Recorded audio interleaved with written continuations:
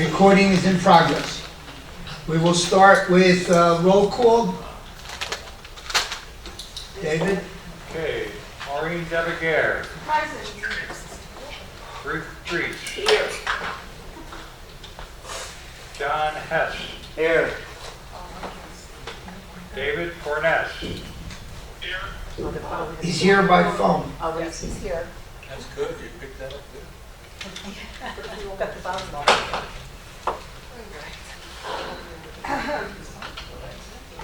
John Gregg, Action. Richard Handelsman, Action. That's right. Bobby Levin, Here. Joyce Reese, Yes. Fausto Fabro, Here. David Boas is here, Tricia Caputo, I'm present, but I'm not all here. Stuart Richland, Here.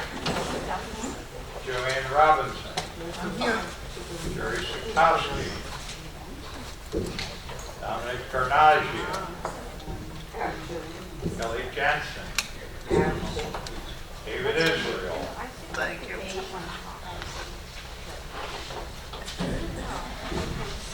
quorum has been met.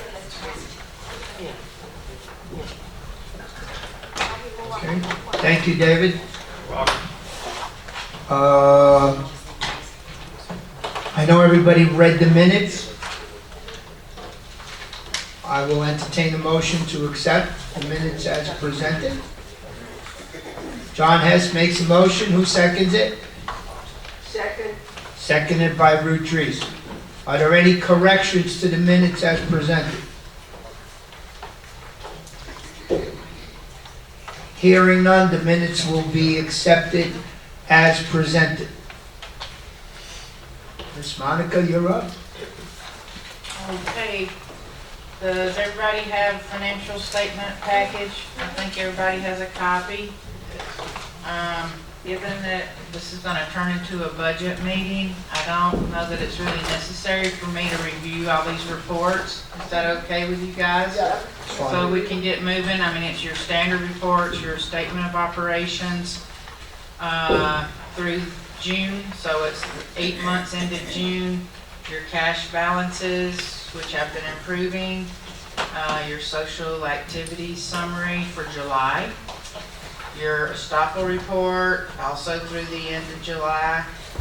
And the revenue collected from guests through the end of July.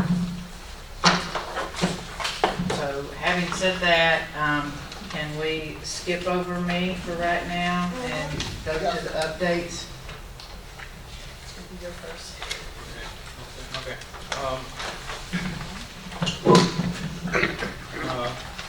Good afternoon.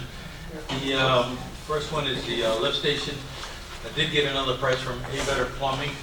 It was less than the other person that we couldn't even get a hold of after trying to reduce the price after increased it. I think 10 or 10, what was the 15,000. 15,000.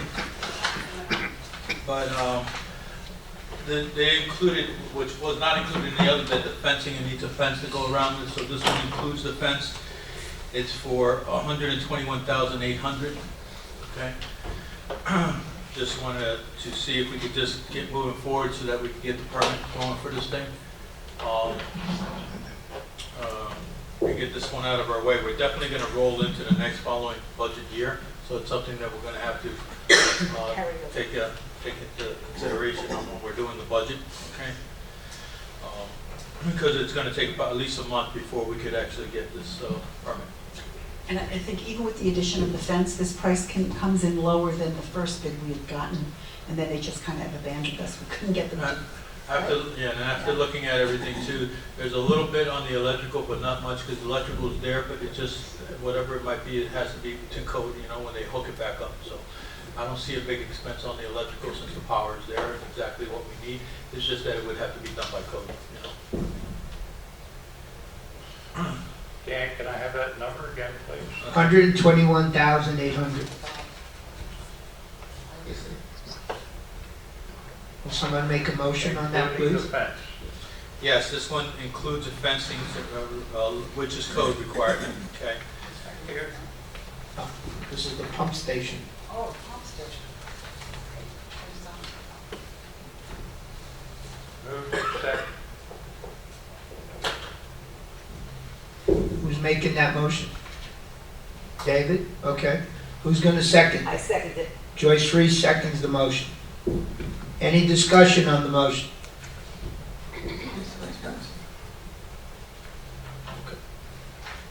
Okay.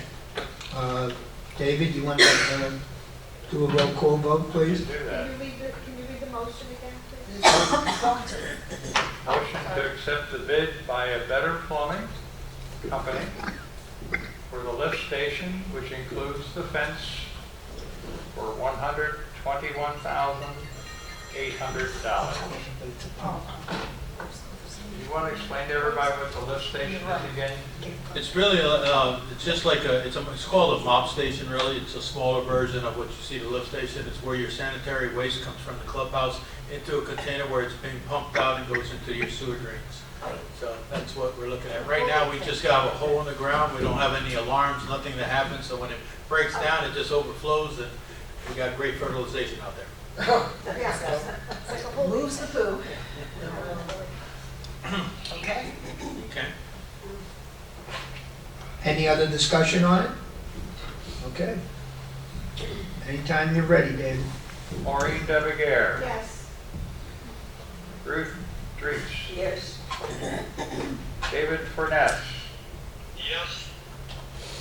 John Gray. Richard Handelsman. John Hess. Yes.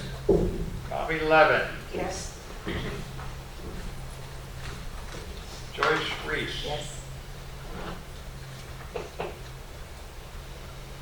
David Boas, yes. Patricia Caputo. Yes. Dominic Garnagia. Kelly Jensen. Stuart Richland. Joanne Robinson. Yes. Jerry Sutowski. David Israel. Fausto Fabro. Yes. Motion carries. Okay. All right, Dan. Carries. Carrie. Thank you very much. You're now in the crew business. All right, so so we know the saga of the Dorchester fence. And so it was supposed to start, and then they didn't have all the parts, so we had to put the date off for that. And then they got started, but then it started to rain, so we had to put it off again. And I thought to myself, it was amazing. So I put it on the agenda just so I could say it's done Yes. and looks fabulous.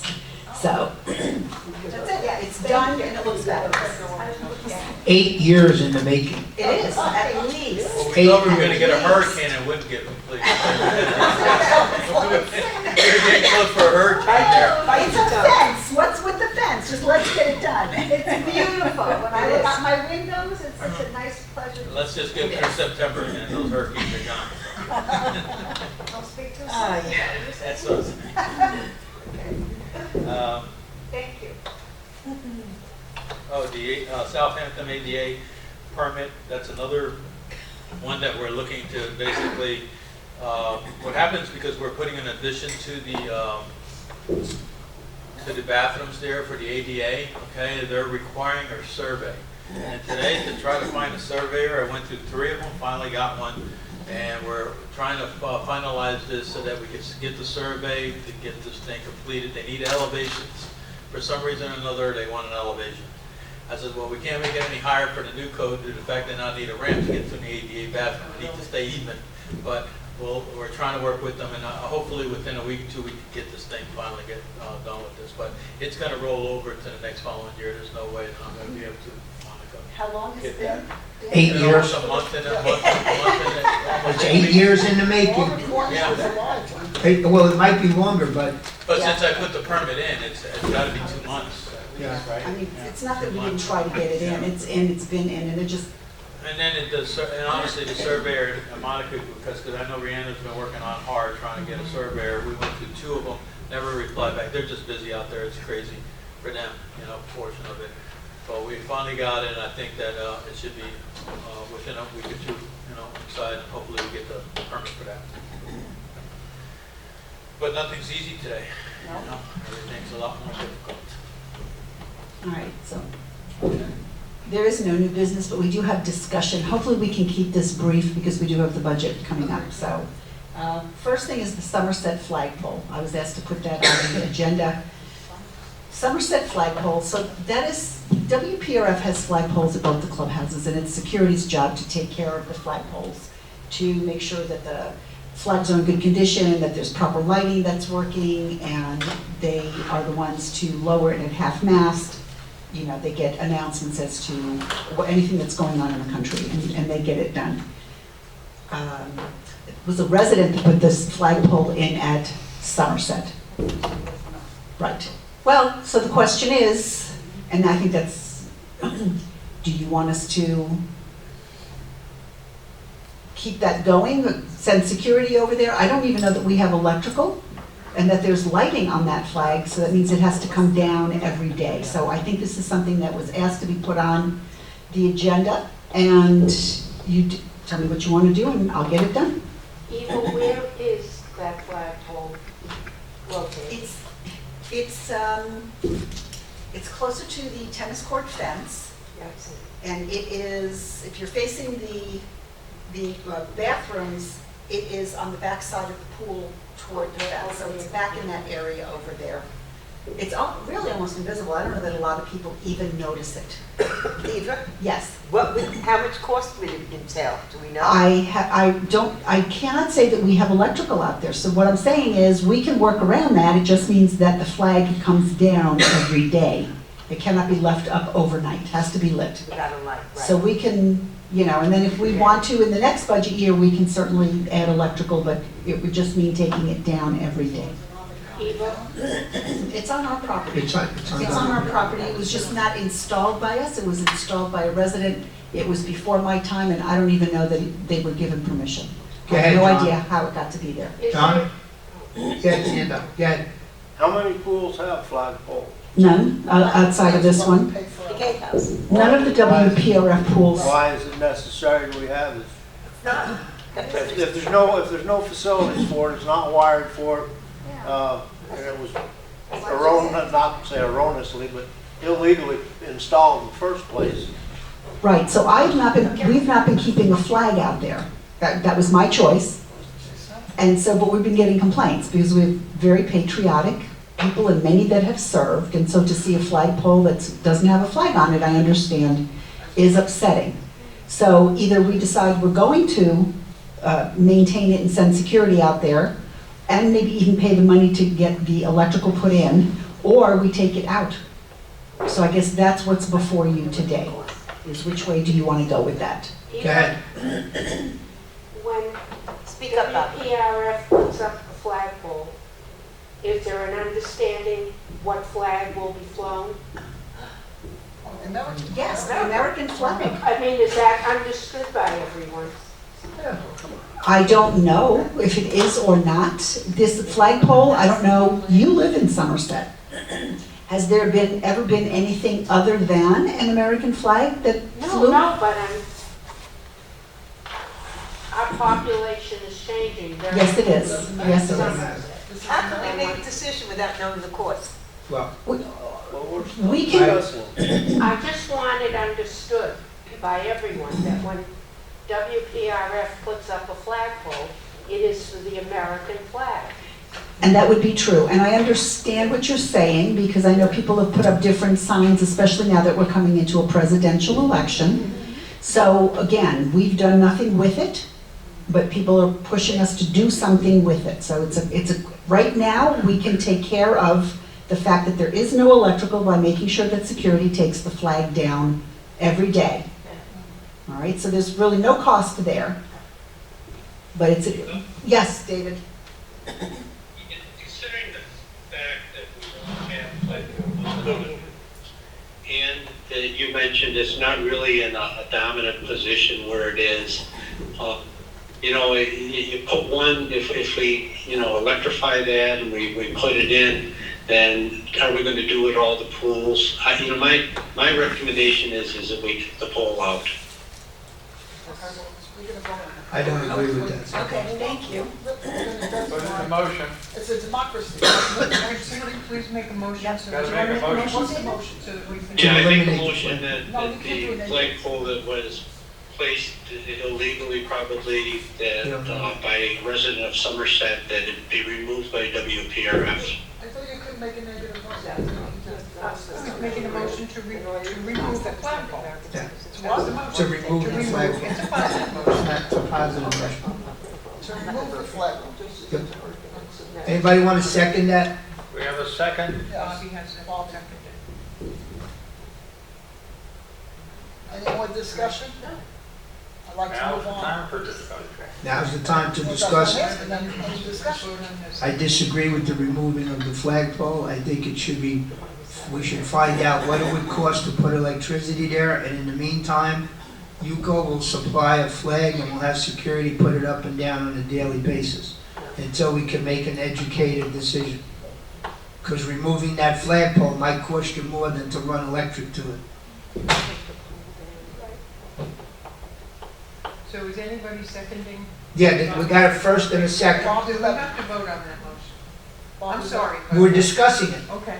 Yeah, Bob That- Levington. Not knowing where the flagpole is actually located offhand, She told you. depending on what it would cost to run electricity, That's what I just said. to John. it, running to it, would it be cheaper to relocate the pole and put it in a handier place? It would require finding out if there was an actual permit to put the pole Right. up and then getting a permit to move the pole.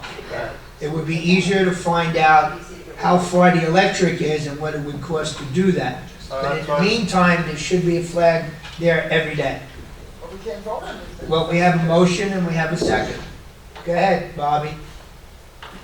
I believe as a resident of Somerset, a number of the buildings already have their own flagpoles in front of their building. American flags? I think one in the center is redundant. I would also just make the remark that if we were to make the effort to put in lighting, let's say, that other pool areas might request that they have it at their pools. Well, that's what he said. Yeah, so, just something to consider. It may not end here. So, No, but considering the fact that you said that other pools, other buildings have, if they didn't, I would say it's a good idea because we're very patriotic and we have one, but we pay for it ourselves. So we'll vote on whether to remove it or not. I mean, you can have this discussion over and over again. It's really a matter of what's logical and cost effective, and that's what we should be voting on. Call the question. So call it, does that, any more discussion? So we can move on. Any more discussion on that? Call the motion. Okay.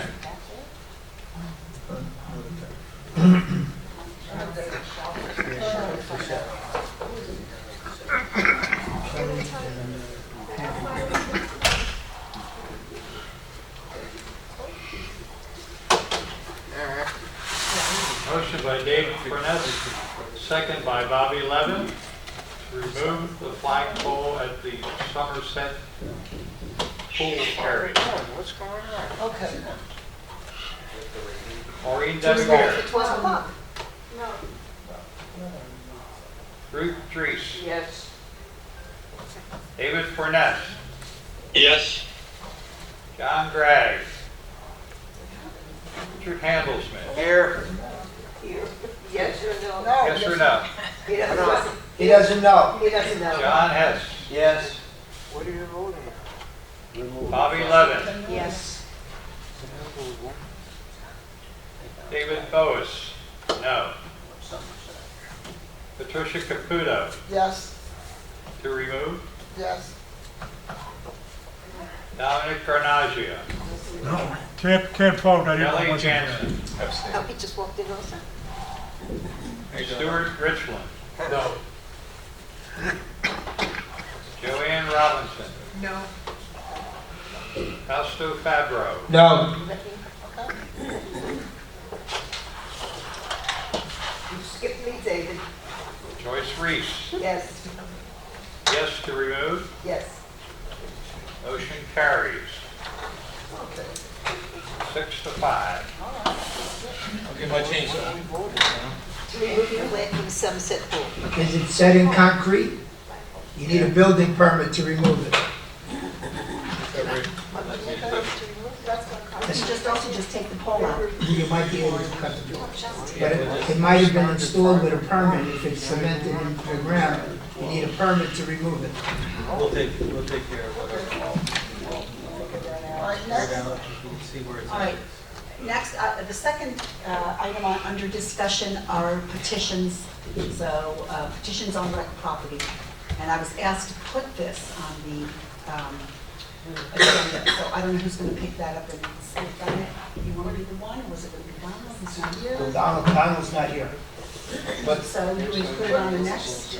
no, well, it's your WPRS position on things, petitions being signed on WPRF facility. So it's really your rules that need to be followed. Okay, so our rule is that petitions, you cannot approach anybody in the clubhouse or on clubhouse property. You cannot approach them anywhere, hallways, lobbies, out in the front, out in the parking lot, on pool decks, tennis courts, anywhere on rec property. But as a club, you may secure a room, and within the confines of that room, you are able to have a petition in that room, and people can come in and sign. Okay, so I guess basically what we want, that's it? Is just a statement of what the WPRF rule is. What your policy is, yeah? Okay. Okay, that's our policy. No, No, just a rule that you can have petitions within a club or group setting for signature. Okay. Okay, so last month I brought to you that we've been contacted about a Hard Rock Casino bus excursion that was going to come onto property, and everybody voted that we would move forward on that. So in dealing with the gentleman who approached us, I explained to him that we didn't have all the paperwork in place that legal requires, and we did get the certificate of insurance, but we did not get, Laura hadn't written up yet, the release and hold harmless specific to having this excursion bus come possibly twice a week on property. So I let him know that, because he was very quick on putting the word out there, and he already had people signed up. And I said, we don't have that document yet, and so the first pickup, you won't be able to do it on rec property. So he says, well, we'll do it at specifically McDonald's. He chose a McDonald's location.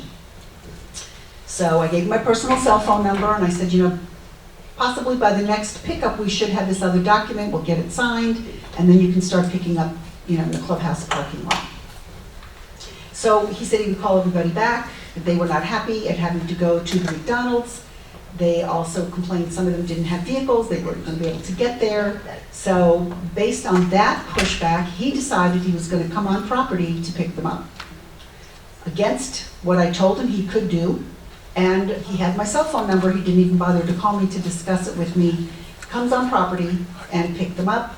So I am bringing it to you to say that's not the kind of company I want to do business with. Not trustworthy, went against my word and my rule. And so I'm putting it before you, since you approved it, that we now not allow it. Where did he advertise it? I never saw it. He advertised it in our paper, but it was it was for Pembroke Pines. This whole way that it was done, I think potentially he's young and just really, right. So he's learning some valuable lessons here, but he put the cart before the horse, and then he did not respect the property and the management of the property, that he would work with them and gain their trust and respect. Instead, he did the exact opposite. Excuse me, I'm sorry, I forgot to shut my So, phone off. based on that, I would want him on property. Didn't you tell me that he also did the same thing in the other Century Village? Yes, but in speaking to that administrator, their resident, one of their resident committees has their own building with a parking lot. And I believe that though they've given him permission, he's picking up from that parking lot, Okay. not the rec property. Okay. So there's nothing I can do about that. I know that Boca Century Village was willing to jump on this, so he would also have them added to the route. I don't think that they'd be eager, based on the fact that, again, he was very disrespectful and behaved in an untrustworthy manner. Richard, I see your hand going up. I make a motion that we abrogate their permission to come on our property. I second the motion. To not remove the permission to come on property. Motion was made by Richard and second by Ruth Treese. Is there any discussion on that? Yes, what is the motion again? The motion is not to allow this vendor on WPRF property. I would- Yes, Richard? I would name the vendor. Okay. Yeah, I don't know. I have it here, corporate coaches. Yes, David?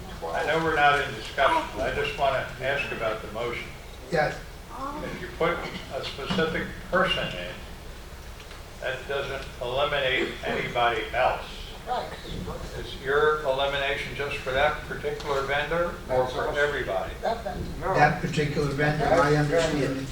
Okay, that's what I will say that I did call Casino Hard Rock to see if they had any other companies, and this seems to be the main company. This is something that they used to offer, wanted to get it back up, and they've contracted with this company. So I was looking to try to get another bus company up here so we didn't have to disappoint the residents, but I ran into a brick wall with that. Well, it's $30, but you also get $20 back in. No, I know it. Yeah, so, anyway, it's unfortunate because I think it would have served a nice purpose. I was excited about it. I just, he just did not behave in a professional manner.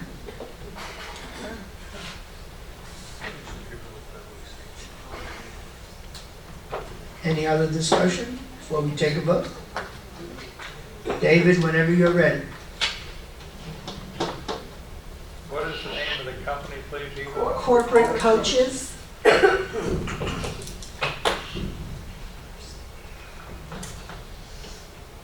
Thank you.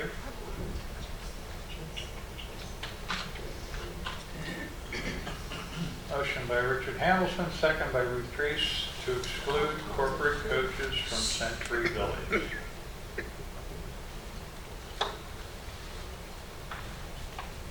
Maureen Devigaire. Always call on me first. Yes. You're under the gun on occasion. Isn't Can't sit on the fence. Isn't everybody before me alphabetically? Ruth Treese. Yes. David Furness. Yes. John Gregg. Richard Handelsman. Yes. John Hess. Yes. Bobby Levin. Yes. Joyce Reese. Yes. They always put you on the back page, Joyce. At least I'm on the page. That's it. David Boas. Yes. Patricia Caputo. Yes. Dominic Garnagio. Yes. Kelly Jansen. Yes. Stuart Richland. Yes. Joanne Robinson. Yes. Jerry Sutowski. David Israel. Fausto Fabro. Yes. Obviously, the motion carries. all right, so thank you, but what I would say is if we can possibly find another company that would do this, I would be very happy to work with them to get all the documents in place and make this happen. Just don't think that this was the right venue for us. Thank you. Okay. Richard? Okay. Anything else before we start on budget? Just one thing, Monica, where do we stand with our theater? How are we with our loss in the theater section for the committee? No, we skipped over it, yeah. Yeah, on the first page of your statement of operations, year-to-date, our revenue for theater and dances is $265,000. We budgeted $221,000, so we have a surplus of $44,000 in revenue. And for the expenses, we budgeted, we spent $287,000. We budgeted $292,000, so we have an actual shortfall there of $4,400. So year-to-date, and this is just through June for the 8 months, we're ahead of our budgeted loss of $71,000 by $49,000. We were at an $80,000 or $90,000 loss by this time last year, so we're making progress in the Yes, right we are. direction. Absolutely. Yes. Tweaking the situation, absolutely. That's a work. Yeah. Good. You increase Pluses and minuses. this year that you increased. Can't hear Abby. Flip the switch. You increased last year the cost. Yes. Remember, we You did the 10, 13, or Yes. 11, 13, exactly. right. Made a difference. Absolutely. Anybody else have anything before we start looking at the budget? If it's okay, we're gonna skip around, so that Abby can go over her line items first, so we're Is not this holding meeting her closed to all- committee members and officers only? Okay, all right, I'm just asking. Just to make sure. Do you have any objection for, I just don't want to sit through the whole budget. I have no problem. You guys doing, you know? Yeah, this is boring for you. I do love you, but, you know, worrying about sewers and road maintenance isn't my thing. After Abby goes over her line I don't know. item, the maintenance section. Just gotta make sure I don't. Yeah, okay. Yes, Who gets these? Everybody? whoever's on the committee and Anybody? whoever's the officers and whoever the committees are. That's what we give it out to. Are you officers? If we have an extra, we'll be, I just want to make sure I don't want to do it. yeah, no problem. Should I give it to them? You don't get to vote on nothing. That's nothing secret about it. There's nothing secret. Dan. It's only the first time. I'm sorry.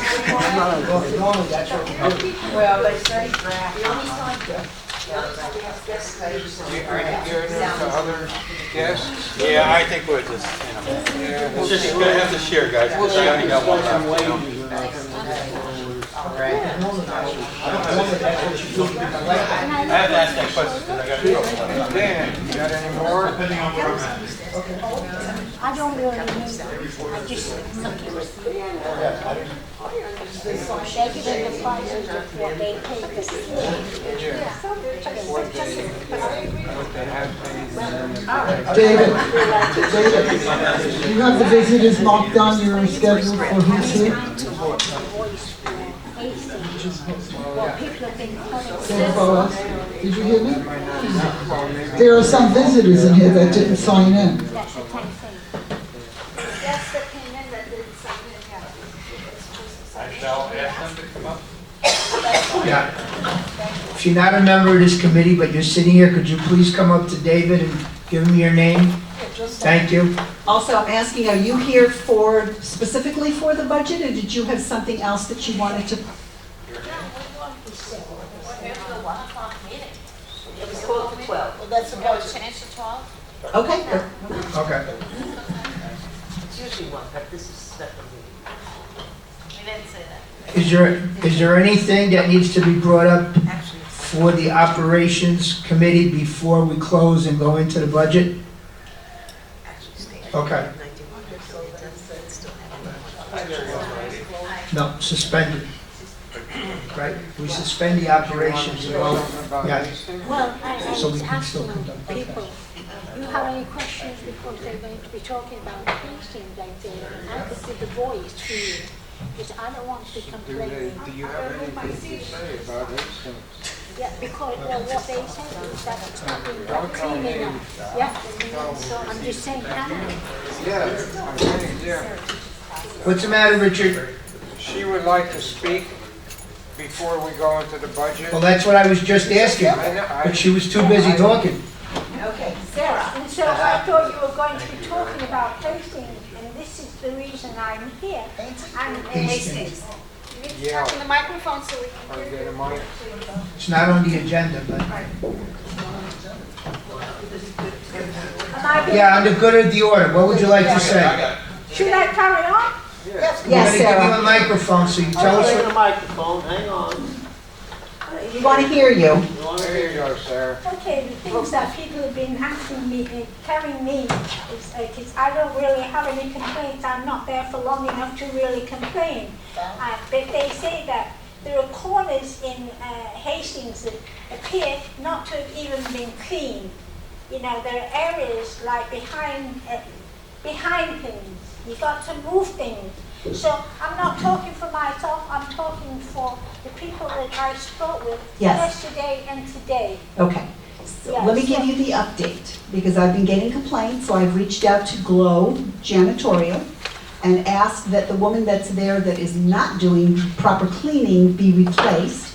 He's already given me the name of the new person that's going to be coming in. He just needs to find someone to put in her place, move her into the place of this woman who is not doing a good job for us. So I'm solving the issue. Oh, it's already been, Yes, I've already reached out, he's already given the name of the new person, and that the other person will be Forthcoming. I don't even want her anywhere else on property. He knows to take her out of service for Century Village, West Palm Beach. other than that, for me, the place is run beautifully. Good, I'm glad you're happy. And for anybody that doesn't know, Sarah teaches yoga classes for us over at Hastings. So she's been with us for a long time. And thank you, Sarah. Thank you. Thank you. All right. So we're now going on to the budget, proposed budget portion of this meeting. Okay, Miss for, Monica, you're in charge. for the new, those of us, new this year, the budget is numbered pages 1 through 8, and then it's followed by 3 pages of exhibits that are labeled A, B, C, D, and E. So, and all the lines down the page are numbered, so hopefully we can try to keep track of what we're talking about easily. But we're gonna let Abby go first, and she's just gonna, starting on page 1, go. I'm gonna actually start on the last page on the exhibit. Oh, you are? Yeah. You're not gonna go in order, okay. Okay. Steve Cohen is our technical director, as some of you know, and each year he tries to keep the theater up to par. Exhibit A. It's Exhibit A, I'm sorry, last page. It's not their last page. Oh, Exhibit A. Sorry, Exhibit A. So Steve's job is to keep our theater up to its standards. We have state-of-the-art equipment and we want to always keep it maintained. Our routine piano tunings, we tune the piano quite often because of different performers using it. And unidentified needs, sometimes strings break, you know, we can't control those things. The load in and load outs, instead of hiring permanent labor, we hire what's called manpower, it's temporary labor. We estimate we're going to need about 128 hours in this season to load the equipment in and load the equipment out, which is substantially less money than hiring and having to pay for employees. And as you know, we only have one employee, Laurent. Miscellaneous mic cords, stage tapes, drum head replacements, these are all just standard maintenance items, nothing out of the usual. We are going to continue to replace the our assisted living, which is 17 years old. Okay, we're with the headsets and keeping them going. And a laptop to configure the audio video equipment. It will probably be an iPad, that type of thing, so that we can do it from the booth. And just spare lamps and replacement following. As far as the load-ins for the manpower, We are estimating a tiny bit high, just in case we need it. Usually what we do is we put 1 or 2 shows in that we don't anticipate labor, but then the last minute when we're advancing the shows, we find out. So I do anticipate that coming in a tiny bit lower, but it's a very reasonable number this year. We're not asking for anything out of the norm, or to even upgrade everything, because we just did, as you know, the speaker system. On everything that I'm going to talk about, for the most part from here forward, has already been approved by this committee back in March. It had to be, just for those that maybe knew, it had to be approved in March in order for the season brochure to go out, in order for ticket sales to go on sale today. So the page 1 is the theater income. I'm proposing $219,000. We're spending a little bit less money. Again, I don't know, it's what we call a wild a guess. I don't know that, you know, page 1, I don't know, page 1, line item number 9. I don't know if people are gonna attend the shows. I can't predict that in advance, I can hope. I just don't know. So we do the best we can. Obviously, I didn't do a great job last year on the numbers because we're above it, but that's a good thing. Again, it's what we call a WAG in our business, in the entertainment business. Dances, same thing. We're estimating to bring in the same amount of dollars. That's line item number 10, as we did this year. And that's for your Halloween, New Year's Eve, and Sweethearts dance. Second page, entertainment equipment. We just went over that. That was Exhibit A. The page 4, this is for the travel and lodging. I go to conventions, I go to showcases, I go to a variety, I belong to a variety of Florida Presenters, Association of Performing Arts Presenters conferences. So it's $1,500 a year, your share, which is not too substantial, I hope. And it's actually, we lowered it a little bit from last year. Because this year I'm not going to one conference, I'm doing it virtual. The entertainment, meals, and hospitality, we did have to go up. We do have to feed the performers. Part of the problem is these performers come in at 1 o'clock, 2 o'clock in the afternoon. They're here all day. They have tour buses. They have 10 cars. So in their technical riders, you know, we just have no choice, and the cost of food has gone up. So we try to minimize it as much as possible. We don't offer it if they don't ask for it, but if they do ask for it, we do a very moderate meal. We get chicken from, I think, CR Chicks here, and some veggies and some sweets and soda and water. But there's a lot of performers that pass through here through the course of a season. We don't feed anyone in the summer, we just do water, tea, and coffee. So we did increase those dollars a little bit, nothing too substantial from last year. Page number 6, the theater line item, $289,000. Again, that was approved in my March meeting. The same goes for dances, and the same goes for movies. Those were already pre-approved. Line item number 90 is entertainment publications. Those are your season brochure, clubhouse happenings. The cost of paper has increased, but we are keeping it the same as last year. But there's a little, we had wiggle room last year, we may not have wiggle room this year. The Master of Ceremonies, those of you that are theater goers will notice that we have 2 new MCs, Janae and Maurice. I just drew a blank. They're lovely, lovely people. Some of you like the male, some of you like the female, some of you like both, some of you don't like any of them. But there's, you know, it's sort of like Howard Johnson said, 28 flavors to please everybody. So with a male and female, we're trying to please everybody. They're lovely people. No. Are they staying on for season? They are, we hope they are. We hope they are. It's never good, we have found, it's never good to rely on one person. First of all, if you're theater going, you're going every night, you're seeing the same person, that's number 1. Number 2, you depend on that person and that person thinks that they're indispensable. We hire these people as independent contractors, so I don't need justification to get rid of them. When you have an employee, you can't just say, goodbye, I don't like you. I can say, goodbye, I don't like you, I don't like the red dress you're wearing. So it's a lot easier to employ them this way. Number 98 is licensing and permitting, BMI, CSAC, ASCAP. These are all musical licensing rights where performers get paid on the songs that they wrote. And we pay for Muzak in the clubhouse. I think that's included in here, right? The bands, and there was some conversation in my Florida presenters group recently that led me to believe that there might be a dramatic increase, not dramatic, but a substantial increase next year. So I forwarded it to Monica, and we both agreed. I think we added 10%, or we added 10% to last year. Again, it's just to be safe rather than sorry.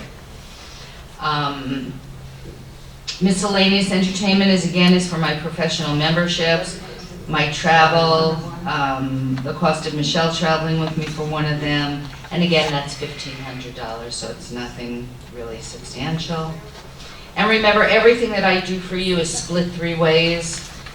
So if you see $1,500, there is a budget of $4,500 on that line item, but because we're a part of a team, you only have to pay $1,500 for me. So that's my story. Any questions? Joyce? The movies, I know you can only choose from a certain amount of movies, you've said that in the past, but from what I see, how many people go, 100 a year? Does it pay you to have movies? We have cut back in this community from 5 to 4 to 3. I noticed that your Sundays are really the only attended, very well movie. That's pretty bad. But with that being said, it's $100 per showing. And let's say you were to hypothetically go down to 2 showings.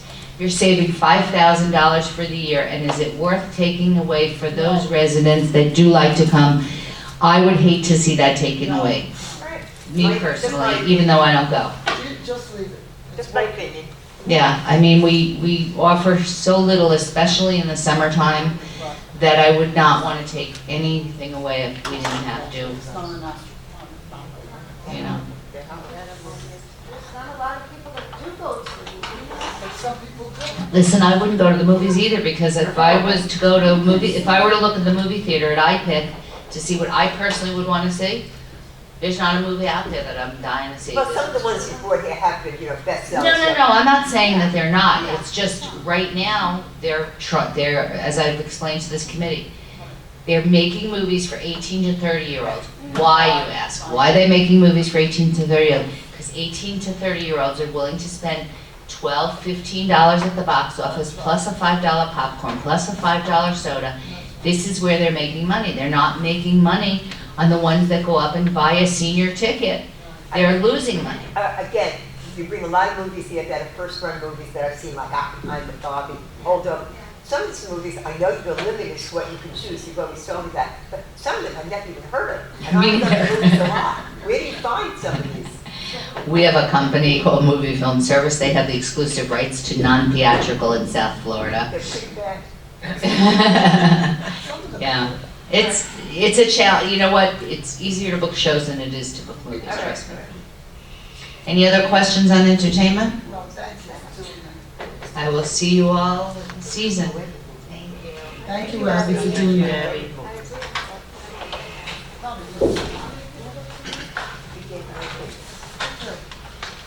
Okay, before we move forward, I would like to say one thing.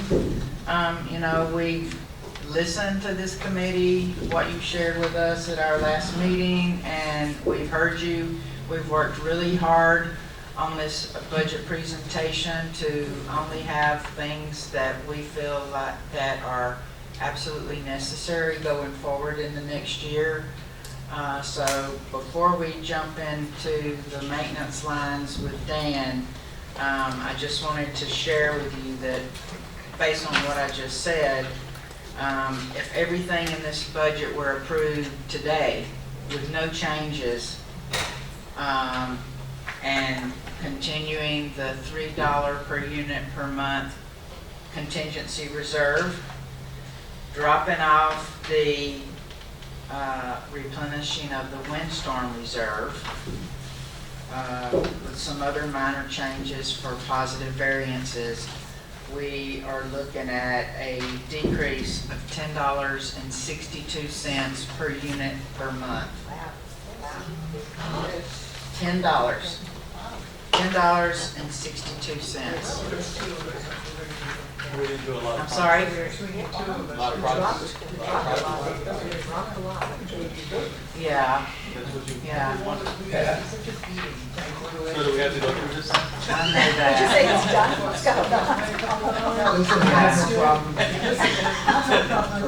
Monica, they said it's okay, let's pass it. Usually it's always over. Well, by the time we add the contracted base rent increases of $2.16 to that, would still be looking at a reduction of $8.46 per unit per month. Maybe we should gamble and take it as is right now. Go home and enjoy the afternoon. Yes, David? You said $10.53 per unit, but that does not include the salary portion, which could increase it. Yes, it does. So that's the salary? That includes everything. Not too bad. Yeah, if you look on page 1, line 29, that has the total salaries and wages. All the details are just hidden because we have a closed meeting to go over that. Understood? And I can tell you it's primarily a 3% increase for the employees. 3%. Last 2 years, we've given 5. But you said that we wouldn't be putting anything into the reserve fund, right? The We would, windstorm, I mean, this is entirely your decision, but we would, just assume that we would continue with the $3 that we're currently putting Yes, in to okay, contingency reserve. right? We've been putting in $4.32 to replenish the windstorm reserve. As of July, we have replenished all of the money that we use from the windstorm reserve for the air conditioning project. But that'll still be in our coupon through the end of the year, so we'll still be continuing to collect a little bit more in the windstorm reserve, so it'll go up even higher than it was prior to spending any of the money.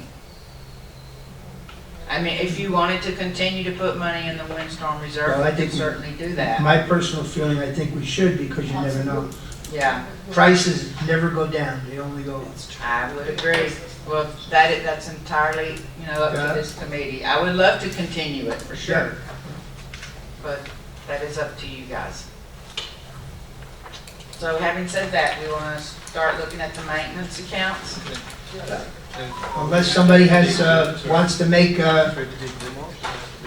does anybody want to make a motion Start at the beginning. before we go any further On to page accept whatever's in front of you, or page make minor changes before we go line by line? Okay. Probably not, but that's okay. We ready? Go ahead. Okay, we're gonna go over the maintenance account, so we're gonna start on page 2, line 40, with furniture and flooring purchases. We had a $52,000 budget this year to reupholster and replace lobby furniture, which we chose not to do.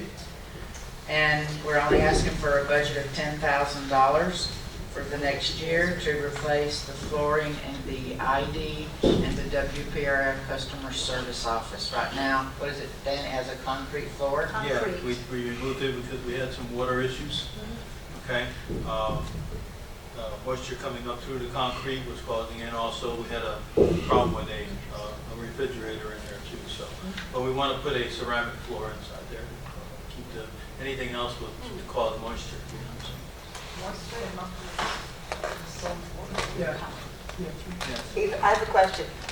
The upholstery for the furniture, like the lobby chairs, I sat on a chair Saturday night, which I would be ashamed to have anyone sit in it.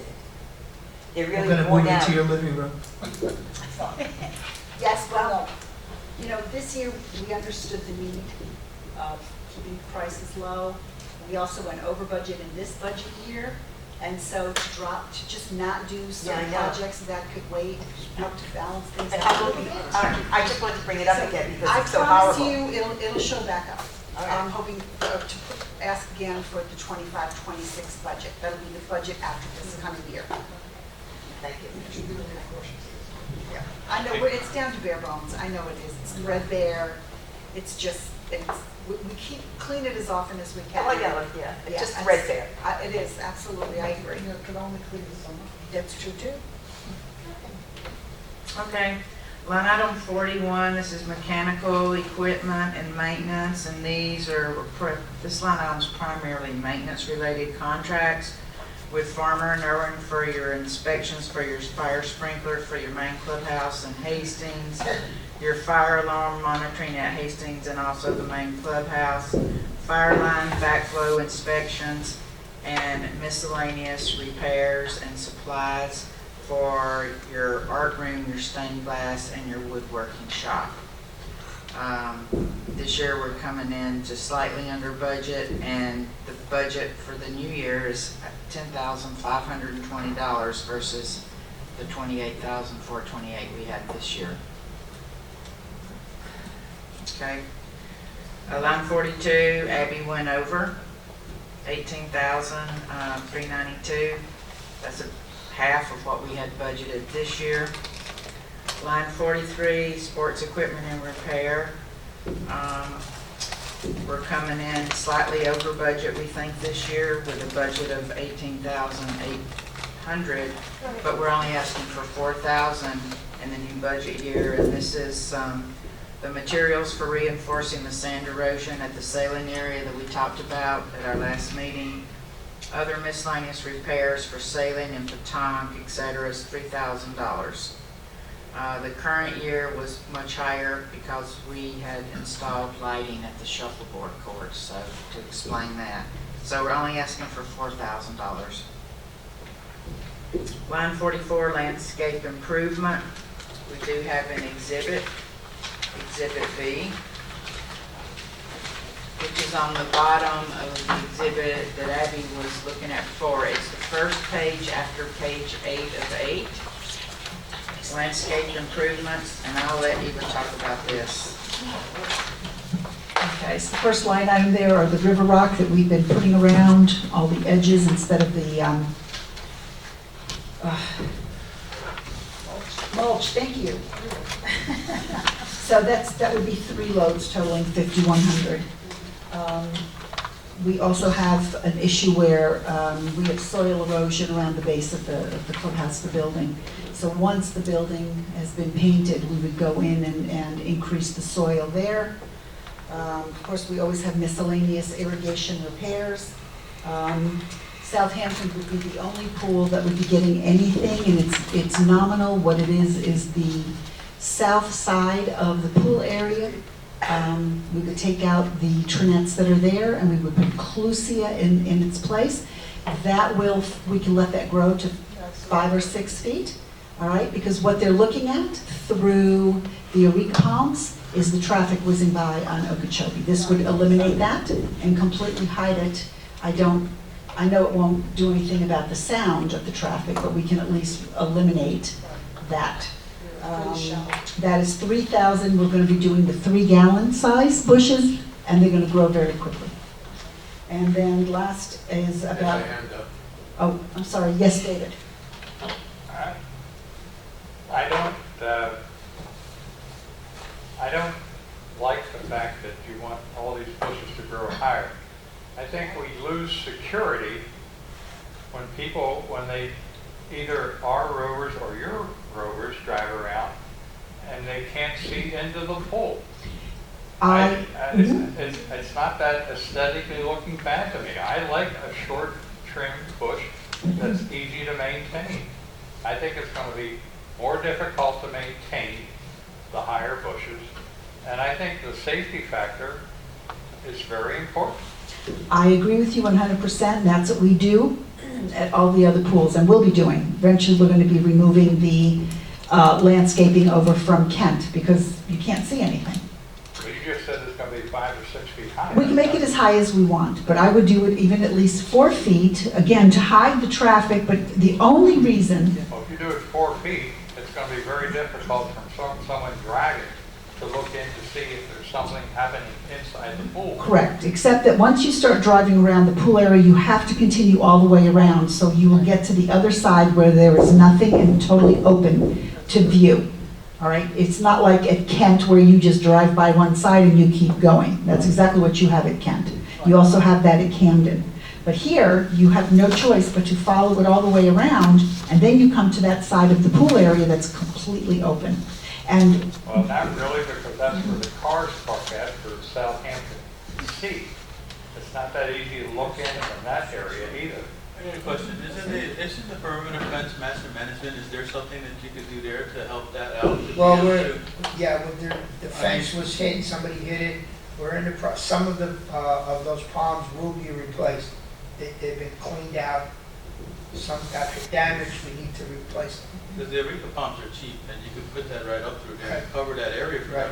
If he wants to stay the same Right. consistency throughout the pools that we have, and not spend that money just well, for. actually, you'd have to cut the Eureka palms in half so that they start growing from the bottom again, because all you've got are the stalks and all the green that would hide what's at. I'm just it looking at doesn't, their yeah. master management to take care of the perimeter, that's why I they're know doing that this, is because Donald of. is working on it.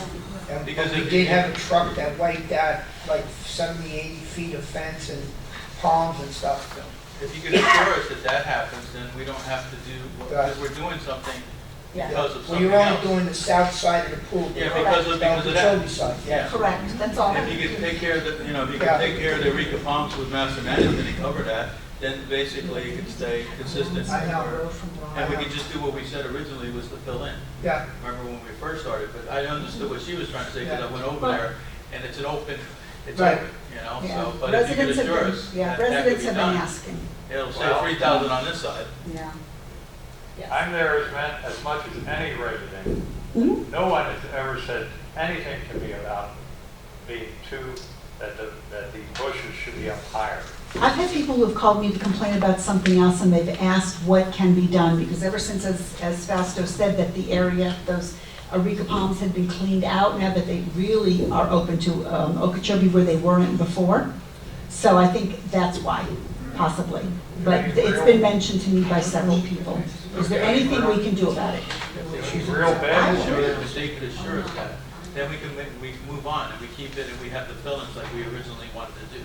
She just wanted to do originally the fill-ins, So if we could just get your assurance that that's gonna be taken care of, which it Yeah. should, for the. It would take care of the For the problem. look of the property. Then we can continue to keep the lower, the lower. Otherwise, nothing needs to be done over there. We're okay. Well, that one section where it's grown right through the fence, that has to be removed. We already have that, we discussed that. That will be done, because we cannot, we cannot replace the fence without taking all of that out. And I have to tell you, that was just residents planting different odd things. I don't think I can even tell you everything that's in that massive jungle. It looks like a jungle. I don't know about that because there's an indentation that's inside the pool. Yeah.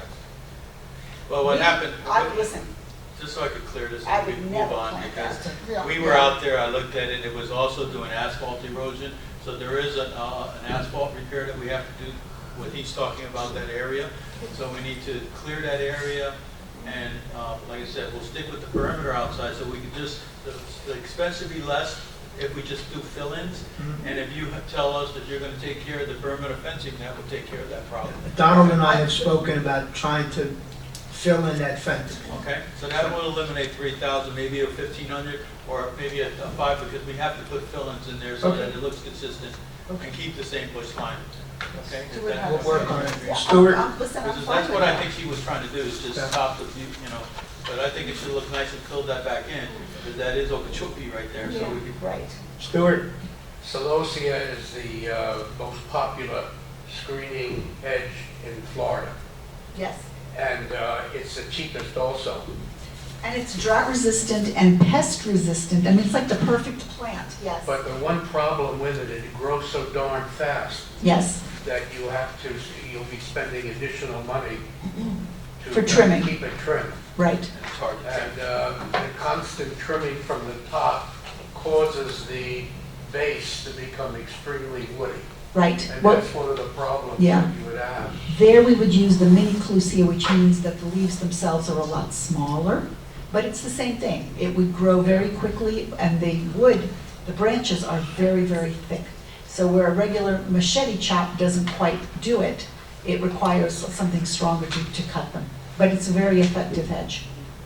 Because what the celosia was one of the solutions that we were considering in the committee to put on the right side by the fence going out to Haverhill, so that the residents did not look into where the construction was going to be, and we took it off because it really was good. It was just plain, it really was colorless, green, nothing It else. is, right. And it is very dull.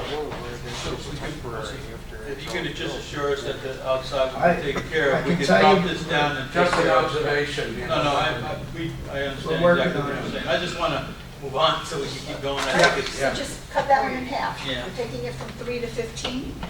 And what is the explanation? Are we not removing the hedge, we're just filling in the we're filling in. hedge? That's We're originally, filling. that's what we were going to do, and they're going to assure us that they're going to take care of the perimeter fencing on that area. Okay.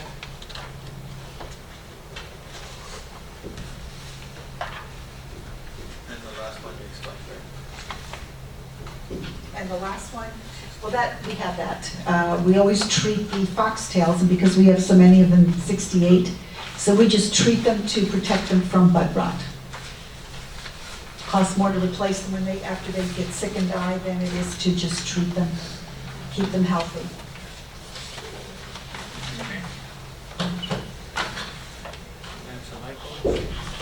Okay, let's see. Okay, back to page 2, line 45, lamps and light bulbs. We're coming in slightly under budget this year, but we're asking to still keep a budget of $6,000. You know, we're always replacing LED bulbs, and that's just an ongoing maintenance cost. Line 46, landscape maintenance. This is our contract with Yellowstone Landscaping. They've requested a 3% increase effective November 1st, and we're coming in right on budget this year. Line 47 is pool sanitation. This is your pool chemicals. Unfortunately, we're going to be over budget this year. The price of pool chemicals have gone through the roof in recent years, and unfortunately, they just keep going up. So we've increased the budget for the next year a little bit to accommodate that anticipated increase. Okay, page 3 of 8, line 48 at the top, pool area maintenance. You'll see we're expecting to be over budget by $77,400 this year. I wanted to explain why. We have 2 projects that carried over from the prior budget year that at the time we did the budget last year, we thought those projects would be completed. They were not completed. One was the Kent Pool, the 4-foot perimeter and necessary electrical work. So we had $28,300 that spilled over into the current budget year. And the Southampton pool roof replacement also spilled over, where about half of a bit of that was carried over into the new year. We had an emergency repair of the Camden soffit of $8,100 this year as well. And we spent a lot of money restrapping pool furniture. We spent $30,100 restrapping pool furniture this year. So we're going to ask for a line item for that on our exhibit, which you'll see in a few minutes. These overages were partially offset by the expected carryover that Dan mentioned before of finishing up the Southampton ADA restroom addition and to the new budget year. So if you want to go to Exhibit C, which is your second page following page 8 of 8. That's where we have the detailed budget for the new year. Dan, you want to Yeah, go over this? I'm looking at C towards the, Exhibit C. Second to okay. the last page. Mhm. okay, pool fencing, that's the Southampton pool, new fencing, 55,000, coping replacement, 16,000, new landscaping, 20,000. Now, this new landscaping at Southampton, is that going to be, because we're doing filling now, is that changing? I have no idea. All I know is that was what was Okay. approved. I think we're just doing the Meeting, fill-in, okay, and we on that, so that, we don't have a proposal of any kind. No, I think we should just leave it the way it is for now. Just leave whatever the numbers are in here. You know, since we don't have an exact, yeah, but we're only doing fill-ins at that I pool. understand. But that's, again, I already have that in the 1,500 that we just did, $20,000 to leave in. It's a So lot you of want to money. take this 20 off? Yeah, for right now. I mean, I don't need that there. I could use it someplace else if we need it, but at this point right now, I think we resolved the Southampton pool already, you know? Oh, and, yeah, but there's nothing that we would Yeah. do that would come to $20,000. I don't, That was me. Nobody would give me a number, so I put $20,000 in there. Yeah. We're just taking that one out, okay? Okay, 20,000. So we're taking the 20 out? Yep.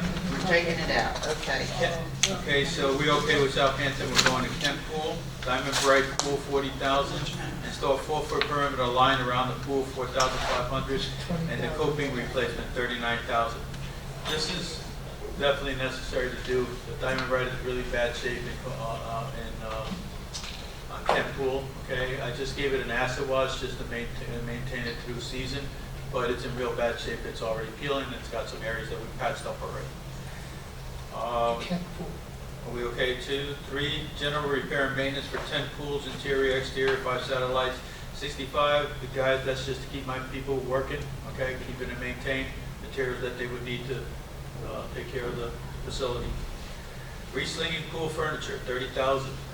I want to bring something up, and I want to make you understand, because a lot of people weren't here when we purchased these, but we were totally against this reslinging of resling chairs due to the fact of the cost, okay? It's okay to do 1 pool, 2 pools, but when you do all these other 10 pools and we have that, strapping a pool is a lot cheaper. I go through 20,000 and I have a lot more pools in the other facilities. But because these are ring-sling chairs, you're talking 30,000 a pop now, something to consider down the road. If you want to make a change, to me, we're going to reach that $200,000 mark where we purchased these things for under $100 and something thousand when we did this job way back. But it was in writing here that I basically said we should, but of course it looked nice, but it is a heavy maintenance to maintain, okay? So something to just think about down the road, that if we're gonna, look at, replacing down the road, or slowly replacing some areas. Keep the cost down. Carryover project to complete Southampton ADA restroom, final 10%, okay? So I'm looking at to try to get the contract rolling off of it, but I'll keep in touch with Monica and we'll let her know where it is. If it's not, we're gonna have to add it into the next year's budget. So something to understand that $10 might change because of this thing here. Purchase and install cameras, Southampton cameras. Yes.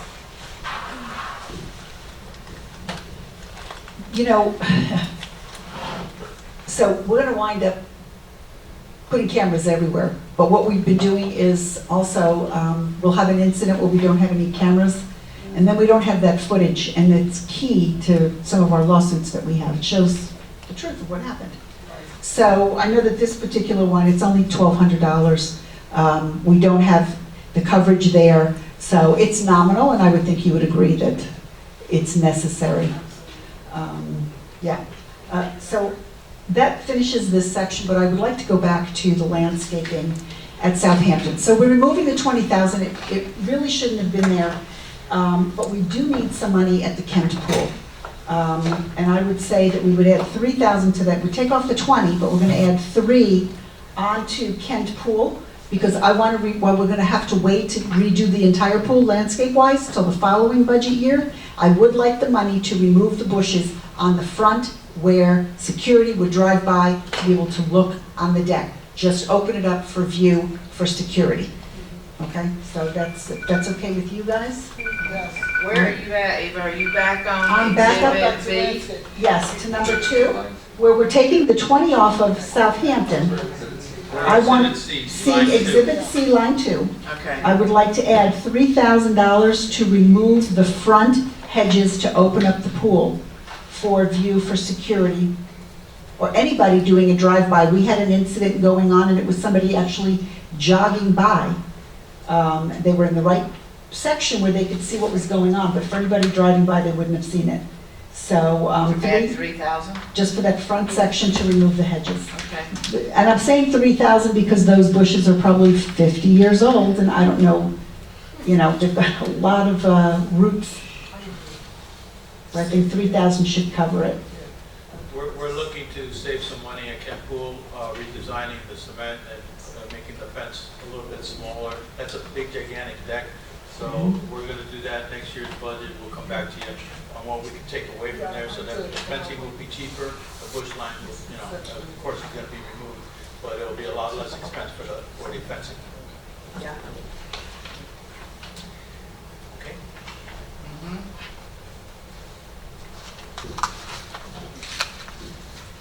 I had a question on that 4-foot perimeter line.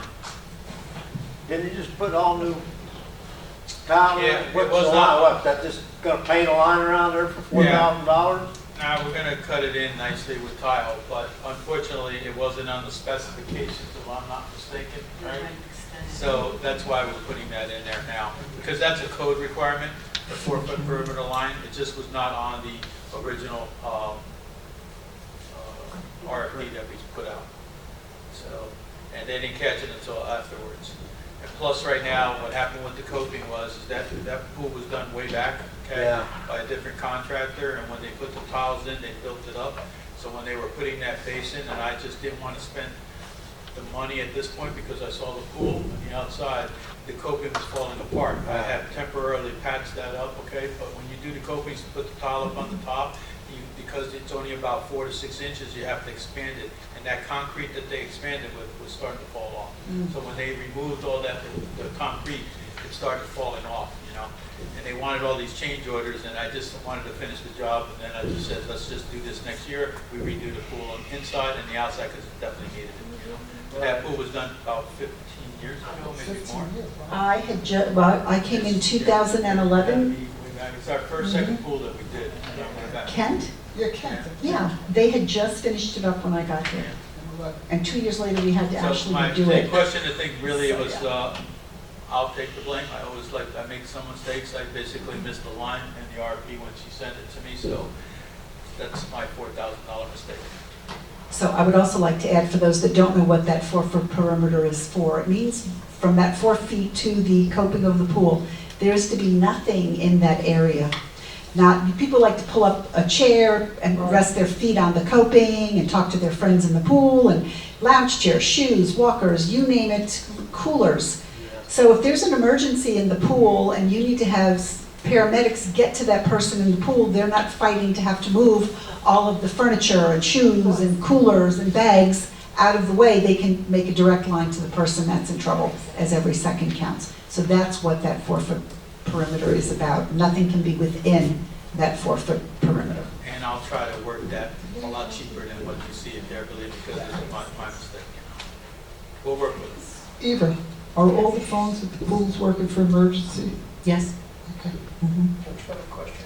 Well, that's Hastings, I was waiting to, it's a very small question, but I notice when I go from the elliptical to the treadmill, whatever machinery I go to, no matter which one it is, I put the earphones in because that kind of keeps me company. Your staff is very Yes. helpful, they help me on. They don't work. None of them work? A lot of them, no station comes on or no sound. I mean, I know this is an ongoing problem for years, and I'm a little confused because I know you put new TVs on. We did, but we used to have Comcast in there, which helped us with everything, helped us secure viewing for the TVs. So I'm wondering if it has to do with that. There's several machines that I'm actually gonna don't, ask. because they came and they tried to help me, and Pearl said, I'm sorry, Patricia, we just can't get anything on one of the ellipticals. That was only 2 weeks ago. And then when I went up to the treadmill, it couldn't get anything either, so.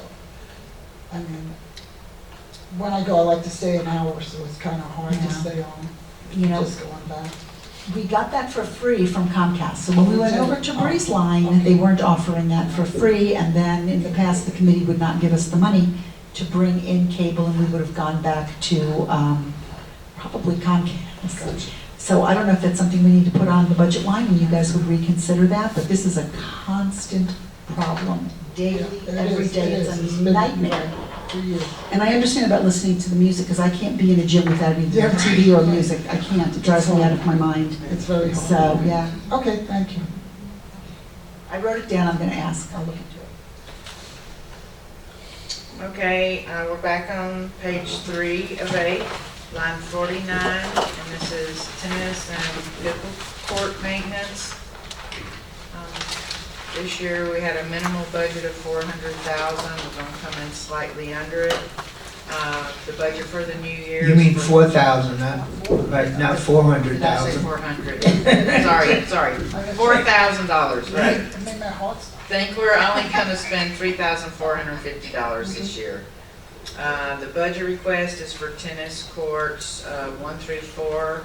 We need new windscreens and repairs and other miscellaneous supplies, nets, etc. And Dan's telling me these windscreens are pretty heavy and expensive that we need to replace, so we're asking for $15,000. No questions? Okay, line 50 is elevator maintenance. These are contractual agreements. There's 2 different agreements for Hastings and for the main clubhouse. Delaware elevator is for the elevator in the clubhouse, and the lift in the theater. They've asked for a 5% increase. Coastal Elevator is the maintenance provider for the lifts at Hastings, and they also asked for a 5% increase.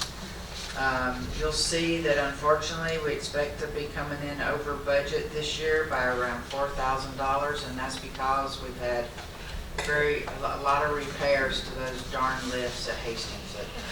I rue the day we ever break those things down. I'm gonna, just remember, way back we wanted to put an elevator, came back to lifts. I'm suggesting because of the usage there, that we go to 1 lift, okay? Keep the parts for these things, okay? 1, it's hard to get the parts, it's expensive to get the repairs, and no elevator company really wants to come out there and work on these lifts, you know? So I would say that if we stuck on, we just get rid of this 1 lift out there, because nobody uses it. I guarantee you're not gonna get in that thing in the summer. That's hot as heck up there going through that thing. It's in the sun all day. And so I don't see where we would have 2, and if we really had an emergency, he could call me and I'll bring it down. But for the cost of what it takes to maintain this thing, and I would say to at least remove 1 and keep the parts, okay? And we could save that cost, because it's expensive, it really is. It is. It's another person that's costing us a lot of money for Right. no reason. So as it turns out, which it's a good thing, is that if you've been there and you know what they look like, you've got one tucked into the corner of the building, and then you've got the one next to it. The one that we're having the most problem with is the one furthest from the building, so it works out perfectly to take that one away, leave the other one tucked into the corner, and just keep the parts for future repair. And that's for next year, but I'm just bringing it up just because we'll see what the cost is to remove it, bring it up to your attention and see if it's worthwhile to do, you know? For those city folk, it's called the dumbwaiter. And I was only kidding about calling it a Thanks, Dan.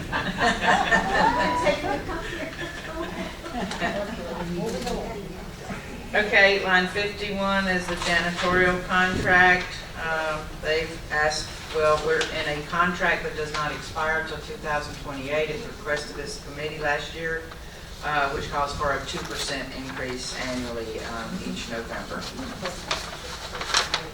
It also includes the janitorial for the main clubhouse and for Hastings for the UCO building and the security houses and the laundry facility.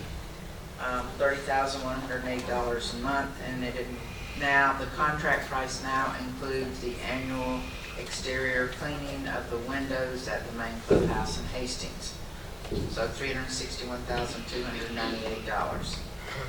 Line 52 is the former account, janitorial supplies, where we had to pay for certain supplies that were outside the contract, and last year we asked them to agree to include those items in the contract, so there's no budget for that going forward. Line 53 is your air conditioning contract, maintenance accounts. The regular maintenance contract is with a company called AC All-Stars for the clubhouse in Hastings. The current contract expires at the end of October. We do not expect an increase. So $18,000 for the year. We've also budgeted for coil cleanings for the year. And the annual maintenance contract for your cooling towers is with a company called AIG, which did ask for a 5% increase. Your chiller maintenance contract is with Debonair. And we also budgeted for cleaning the condensers annually. So a budget of $35,839. This year we're coming in about $8,500 under budget because we contracted with AC All-Stars a couple of months into the budget year, and that saved us a bit of money, and we didn't have as many coil cleanings as we expected. Any questions? Okay, line 54 is air conditioning non-contract. See Exhibit D. Mr. Cruz? General repairs and maintenance for main clubhouse in Hastings is $25,000. Again, that's anything that could break down, we usually put that in there. Number 2, main clubhouse replace slowly 8 Johnson controls. I have been explaining this, the contract that we have with air conditioning does not include all the air conditioning, okay, and controls. I think there was a total of 8, if I'm not mistaken, 8, 9. The cost of that to bring the controls, okay, up to that, I think there's another additional $3,000 to $4,000 to change the valves, but just the controls was 71. So I don't have to do it. I'm just going to do it gradually. What happens is I might have to do it if something happens where I lose control, because it's 2 different control companies trying to, and they do that purposely. Honestly, that's how they keep their contracts with the control systems. And again, when we went with this particular vendor again, it wasn't my 100% to go through, but it was saving close to $30,000 to $40,000 to change out, because when you change from one, they have to change the whole head. So we were saving a lot of money from that, okay? It's hard to explain it when you get a control system and you change the main head. That costs anywhere now today somewhere between $20,000 and $25,000 just to change that head. Then what happens, you have to change all the thermostats to match that head. So they work for a while until something happens, and then you can't repair it. And again, that's just the industry. That's how it works. That's how they keep their, things going. Any questions on that? But I've been explaining that for a while. Okay. Chiller oil change, $10,000. That's $5,000 a piece, somewhere in the neighborhood of about $4,000 something a piece. Remember, we got $100 and something $1,000 chillers. It just needs, just like a car, it runs a good 18 hours a day.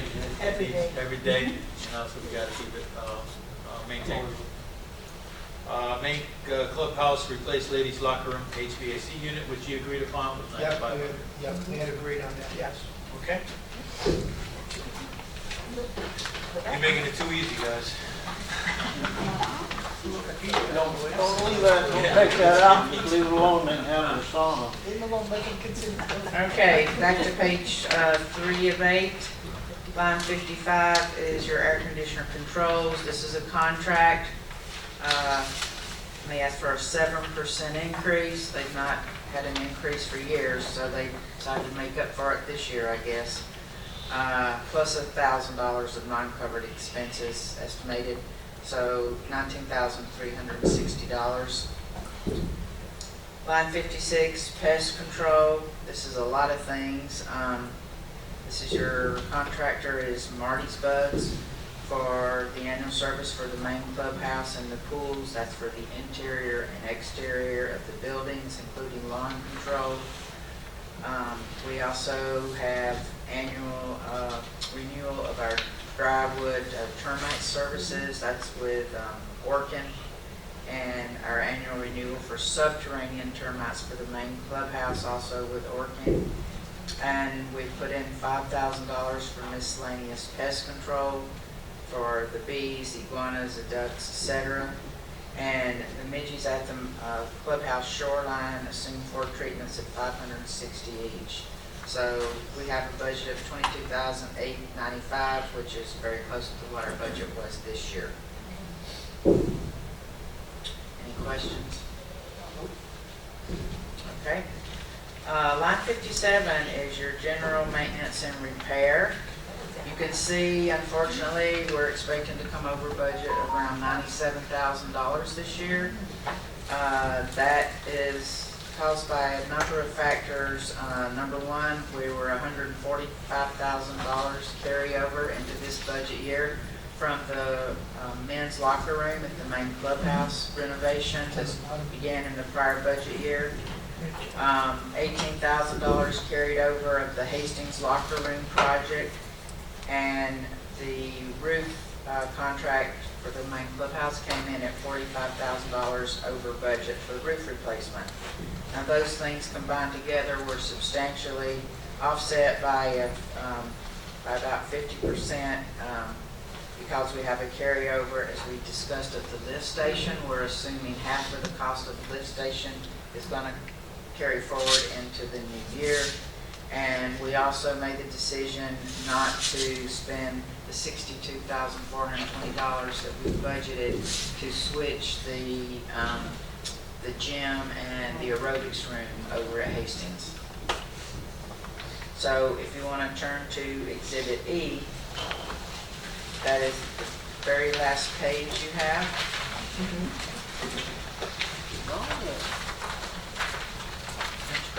General maintenance for recreation property based on historical $120,000. Carry over 50% of the lift station, okay, which I know we're not going to be able to get done this year. Pressure clean pads and paint the exterior of the main clubhouse, $29,000. We're going to be trimming also, so there'll be a little costly. I don't know, if we compensate for that? Because we need to trim all the trees away from the building when we're going to paint. Do we compensate for that? We're waiting, there's some prices that haven't come in, and yes, because we have money that we're redirecting in this budget year, that we would take all the Italian sites. Yeah, because I don't see a lot of money, but I have to clear the building. Yes. There's some trees and stuff that are too close to paint for painting. Painting the interior of the lobby, main clubhouse, have not yet. I've not been given a price. We don't have a proposal. Go ahead. Sorry. Go ahead. All right, so while we've got the painting company here, we're gonna want them to paint the interior, the lobby, the ceiling. We can't get up there.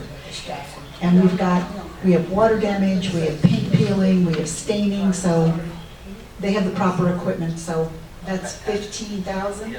I just guessed, honestly. I have no clue. I just put 15,000 because I had no number.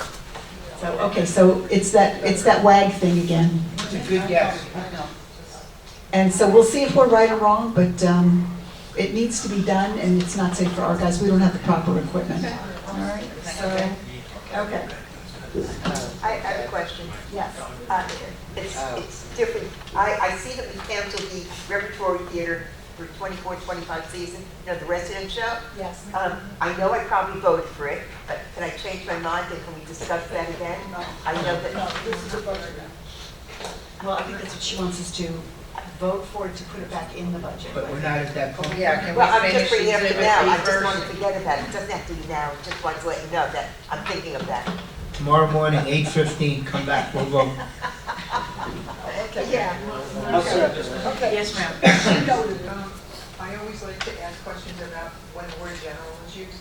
The general maintenance, it's kind of a big number. Can you just show me what's involved? Okay, What elements go into that number? Couple on here. One is just, in the past, we started this a while back because I never had a certain amount of money in general maintenance, and I have so many people that I have to keep working. That's the painting of the building, any repairs, okay, to keep the, how many maintenance guys we have? Six guys working, okay? Now, all of them have a preventive maintenance and maintaining the facility, okay? So in that, it becomes, and again, those are repairs and breakdowns that happen also in between there, okay? And it's just basically, if you look at history, you'll see last year's, we come right in that area, okay? It doesn't fall under the. Yeah, it's just all kinds of little stuff Little that all stuff starts to going pile through. Any up. electrical, it all falls, everything, painting, electrical, plumbing, everything falls into that, what they're taking care of. One quick example that just happened, and I look at it and I say, how do people do this? So, you know, in the separate handicap stalls, you have that little silver shelf that stands up against the wall. You put it down, you put your purse on it. It had been torn out of the wall. I have no idea how they did that. Yes, torn out of the wall. So that falls under general maintenance. You know, you can't predict it, but we're always dealing with fixing it, yeah. Another thing I'm going to remind you, when Programs and Services was up and running, we went to the Hastings Clubhouse, and on the second floor, there's a bathroom. And we walked in, and literally somebody pulled the sink right out of the wall. Literally, they left it hanging by a pipe. Remember that? We have pictures of that. Why you would want to pull the sink out of the wall is beyond us, but that's where that would come in. And just painting alone, it's a few $1,000s, you don't realize it, but if you look at the keep up and the whole wall, they don't patch anymore, my guys go from one wall to the other, so it's nice when it finishes, but just, that's why the clubhouse is maintained, that's to keep it. And paint is now $50 to $60 a gallon. Very, You can't very buy 10 gallons of paint, $10 paint anymore. Very expensive. Yeah. Where are we at? Did you go through there? What's next, number 5? Number 5, okay, repair and refinish the party room dance floor. And again, that hasn't been done since the hurricane, if I'm not mistaken. 2005? 2005, and that, what happened with this dance floor too is we had moisture in there and we had to replace it. So that's a parquet floor, and again, it's just to re-sand it and reseal it, okay? It doesn't have any problems with the floor, you know? What you look at it because of the shine, sometimes you'll see like if you look at it from a distance, but you can walk on that and you don't feel anything. Somebody was complaining about it, so we went out there and looked at it, but it doesn't do anything that's going to be of a trip hazard or anything like that. Main clubhouse annual roof inspection. Of course, after we, done spend this kind of money, it's the maintaining. That's including the flat roof and the shingle roof too. These are both roofs, if I'm not mistaken, right? Just the main clubhouse? Okay. Well, that's the flat roof and the shingle roof, yes. Okay, so we just redid some of the flat roof and some of the shingle roof, and we did the big one over the theater before that, so it's all the maintained. Yes, sir. When you have that inspection, if there's any damage, we got some kind of warranty on the work they just done on this, or they can pay for it? The warranties you get is very hard because it's only on the material. Okay, I don't know if you experienced this out there, but material, okay, most of the time it's open seams and open laps, and they don't cover that, okay? So the warranty is on material. Workmanship, okay, will give me 2 years. So on the contract, I have workmanship for 2 years. So yes, if I have anything on the shingle roof, okay, or the flat roof that we just did, I have 2 years of that warranty to keep it under control. After that, it's up to us, to maintain. And they always get away with the material too. They give you, 15 or 10 years, 15? Yeah, but I've been through this with hurricanes in the past, and it's almost impossible to get that warranty there, because they'll find something that you didn't do. Yeah, but within first couple of years, all the little bugs should be found and repaired by the people that installed it. So. But it makes it better for us to keep the maintenance on it and show that to them when something does go wrong. That's the only way you fight it. If you don't have that, you'll never be able to get that warranty. Okay. I thought you were going to slap me again and catch me or something. Hastings annual roof inspection, same thing. This, we spent a lot of money over there, we just want to keep it under control, and I think that one where it might be out over the workmanship over. So anything that happens in that particular roof is our expense. Okay? Monica, before you go forward, Yes, ma'am. could we go back to Exhibit D? I'm sure I didn't hear something. But how did that $9,500 get out of the total? Exhibit D, Ladies locker room. 9,500, the last item about the ladies' locker room. 9,500, was that removed? No. No, that was put, It doesn't add to. No, you know what, Ruth? As many times as I check these schedules, this is the second time you've caught me on a The first formula. one was a big one. Yeah, This is 45. not. Yeah, it was security before, like 5 or 6 years ago. This is 34. Yeah, You're right. 40 and 54, Okay. 52. At least I'm not nuts. No, you're not nuts. Oh, well, we don't know about that. Close. Close. Thank you, Ruth. Welcome. That was- Oh, There was, the other thing that I wanted to, just real quick, because I want to keep going here, on the gym. Yes. Gym. You know, we removed the gym, we didn't do that. Yeah. Just to let you know, we're gonna continue to look into something. We found out, I'm trying to do the cost factor, because when I moved the equipment into the other room, we tried it out. The carpet or the padding that we have there was too soft, it was gonna destroy it if I moved that equipment over there. So we decided that, we looked at all the offices that are going along that side, we don't utilize those offices. And the air conditioning was also gonna be a factor if I had to move to any walls or anything like that. So, even myself, we're gonna look at, with an architect, come back to you at a different plan to widen the space. It'll be the same exact width as the other one, okay? what offices are these? These are the offices where John had an office, Janetta, when we had Janetta, she had an office. Yeah, so we're gonna show you what we could do with the space, okay? Open that up, and do the same exact thing over there without having the ramp that we had to do because of the stage, the whole works. And, yeah, so I think it'll be a lot, using the same air conditioning, the returns, everything inside there, saving a lot more money doing it that way. And it'll be wider, so you could actually expand, put your treadmills in one How much more row. square feet are you actually getting from this? Exactly, it's just, if you look at the other side, okay, it'll be, we're only deleting the area where we're gonna make an office in a corner.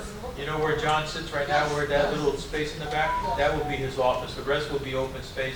And then the right wall, that will be open back, because you walk into that gym, you'll notice when you walk into that gym, a good 15 feet, you know?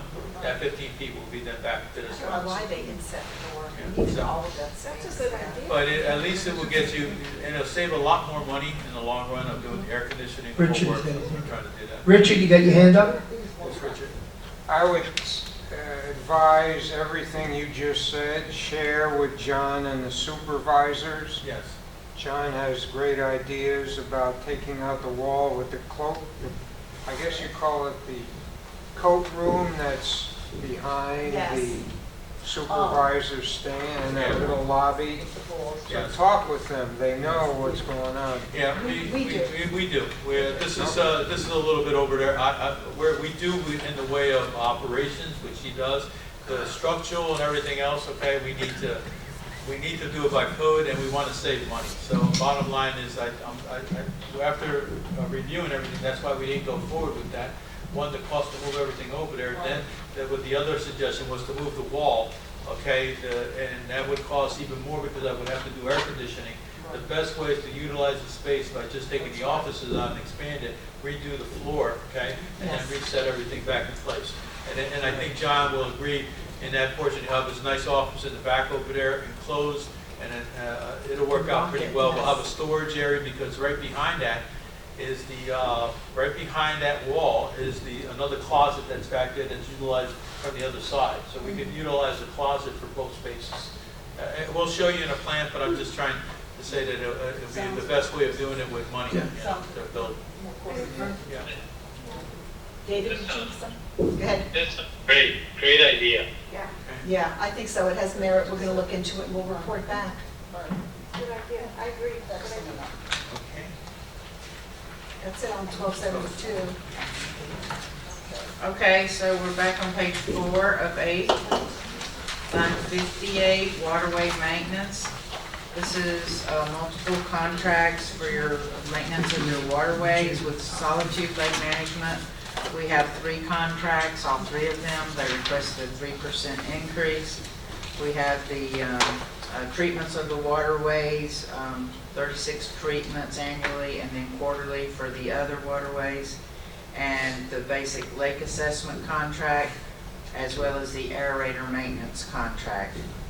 Also, we have a contractor called Fountain Design that does quarterly cleaning of our fountains. They've asked for a 5% increase. We also include in this line item budget the midge spraying annual cost for waterways of $11,183 and $1,500 for miscellaneous costs and $975 to acid wash the fountains. So the budget is just slightly higher from this year. It was just under $60,000. We're asking for $61,130. And the only difference really is the increase that the contractors have asked for. Line 59 is road maintenance. We've asked for a little bit more, 2,000 more than we had in the budget this year. We're asking for 7,000. This is for miscellaneous repairs. And one of the things Dan wanted to include here is striping the Theater Road emergency area. Did you want to speak about that, Dan? It was brought to my attention from Eva and everything that, you know where we put the chain to go to the backside of the theater, where the cooling tower. During shows, we get traffic back there. That is an emergency route for our fire, okay? It's been blocked in the past. We're making, it has to be taken care of where during the shows that nobody parks back there. Now, down the road, we should sit and discuss, okay, putting spaces back there, okay, but a different entrance, okay, because that area always has to be clear, okay? If we make the parking entrance, it will be someplace else on the right side of that fence to get into a parking area inside there if we want to, down in that big grassy area through there. But we need to keep that clear, and we need to stripe it properly back there for vehicles that can park back there, and that's usually our entertainment people. But in the past, people would just find wherever they gotta go to park, and that's not right. If something ever happens back there, we got a big issue, to get a fire truck back there. So it'll be for striping with red, and then it'll be, no parking zones. We're gonna post signs, tow signs, and then we do have sometimes a performer that might have to drop something off, because to take all that stuff from the parking lot and walk through everything to get to the back entrance. So we can do that, but they have to leave again, and so we're just gonna have to post, we can put security back there. They don't start policing the traffic until 7 o'clock. Most shows are there by 5. She might have to spend some money, and I told her, just for the first couple of shows, just to get the people not to park back there, okay? Because if you don't do it, they're gonna find out, so you gotta spend a little bit of money in the beginning, and then just, because I know she was explaining to me, she needs the staff up there in the front, but we might need to have that, just so we can keep that under control, until we decide another way of how we're gonna utilize that green space for extra parking. Right, and we did replace some of the signs where the employee parking is, so it still says employee parking, but the spaces that are closest to the pathway that gets you to the theater, we've also included that it's parking for theater personnel. So that's where they're going to be parking. So we're doing everything we can to thin out that back area, because it is really, if someone said a bomb was going off and you had 10 minutes, even given 10 minutes, they would not be able to unscramble the mess back there with all the cars and the way they're parked and get out. It's really bad. It's hard to stop something when it's already started. Yeah, but it's been So going we on gotta for too try to long. keep it started right off the bat when the season starts. Okay, line 60 is uniforms. That's uniforms for the maintenance guys, $500. Line 61, shoreline expenses. This is just, we put $3,000 in there just in case we were to have a problem and need to make a repair to the GO2 around the shoreline. This year, it's not been necessary. It may not be necessary next year, but better to have a little bit just in case. And line 62 is your Hastings maintenance and repair. This is our fitness equipment repair contractor. And this is based on his historical cost, and it always increases because the equipment's getting older and older. It's 12 years old now, the cardio equipment. So we have our annual maintenance contract that's around just over $7,000. They did not ask for an increase, and this covers both the old and the new equipment. And Dan wanted to speak probably briefly about we're going to be evaluating the equipment placement for safety reasons. Yes. So we're asking for a budget of $17,000. Again, it was we had a near triple. We did have a triple floor supposedly in there to how the treadmills move up and down up through there. Again, going in the future when we redo that'll eliminate treadmills will go on the front walls. But for the time being, when I was out there, and I'm going to walk with Eva and John, okay, but we're going to have to remove one of those or two of those pieces of equipment temporarily until the next following year to see what sort of safe to move around inside there. All I care is the Triple Falls right now are very expensive for us. There's what is the $100,000 self-insured retention per claim. Per claim. And that's something that we really have to pay attention to with any kind of possible triple falls. And I've really expressed it heavily in the other communities with anything with sidewalks, lights, anything like that, due to the fact that how this change really affects us on the insurance down the road. So to try to keep it down, we're going How to. many claims have you had? I'm visually impaired and I do get help to go on it. I don't find it that close. It's not about here. The claims are from everywhere, but Oh, the same okay. thing, when I see something, okay, that it's a possible, I have to now react to it, okay? And I'm looking that we're going to do something the next following year to fix the gym and spread that out a little bit so we will never have any problem. You can even add more equipment. But for right now, to make it safe, because we had an incident, I just need to move a couple pieces of equipment with walking through with Eva and John, down through. I don't even think it's that. It's people that are talking as to go into. Well, listen, there was Nothing to do with somebody who tripped and fell. And went face first into another piece of equipment. How she got up without having a fractured face, I don't know. Very lucky. So when we look at the footage though, she's busy doing this. She's looking at the rest of the gym and she's walking, but she's doing this, not concerned about where she's putting her feet at all.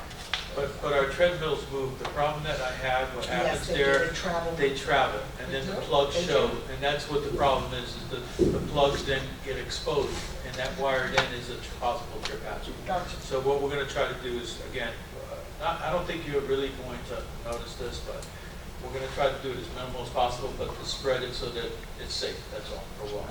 Okay. Okay, that concludes the maintenance accounts. You're free. I'm free. You're free. Thank you very much, guys. Thank you, Dan. Any questions for Dan Have lots before of he questions. takes off? Keep up the good work. Thank you. Maybe we can put a treadmill on the ceiling and we could call it a moonwalk treadmill. There you go. Yeah. Add a little skyway view up there. I'll be the first one to try it out. Thank you. Okay, do you want to start back at the very beginning? Wherever. You want to keep going? You want to break? What do you want to do? What do we take 5 minutes? Let's take 10 minutes and then we'll come back. Okay, In case all people right, want to Get up. sure. That works.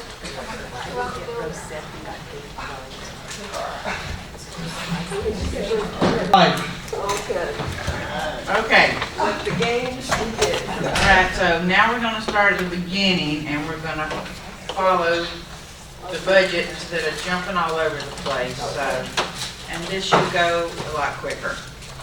Like the remaining items that we have to go over. Line 3 is open. That's the recreation fee, and that's always open until we know what the actual calculation will be at the end. We're not assuming the use of any reserve funds in the new budget year. We didn't use any this year. Locker income, I didn't even bother budgeting it. We've not collected anything this year. Very little. We're thinking by the time you guys make the deposit, it might be $100. It's like, Yeah, maybe. it's negligible.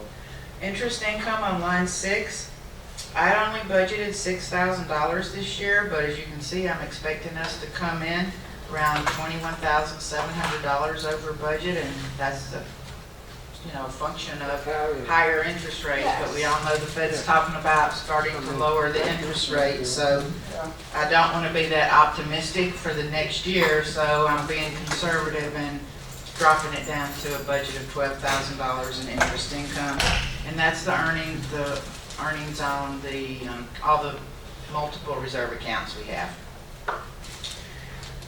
Classes. I'm asking for a budget of $6,500. We're coming under budget this year, around $1,600. The class fee is 10% of the revenue collected from the classes that we do charge for. Abby already went over the theater and dances. Okay, repertory theater. Joyce? I'm just suggesting that we put back in the budget. I know residents get a big kick out of it. I went to both shows.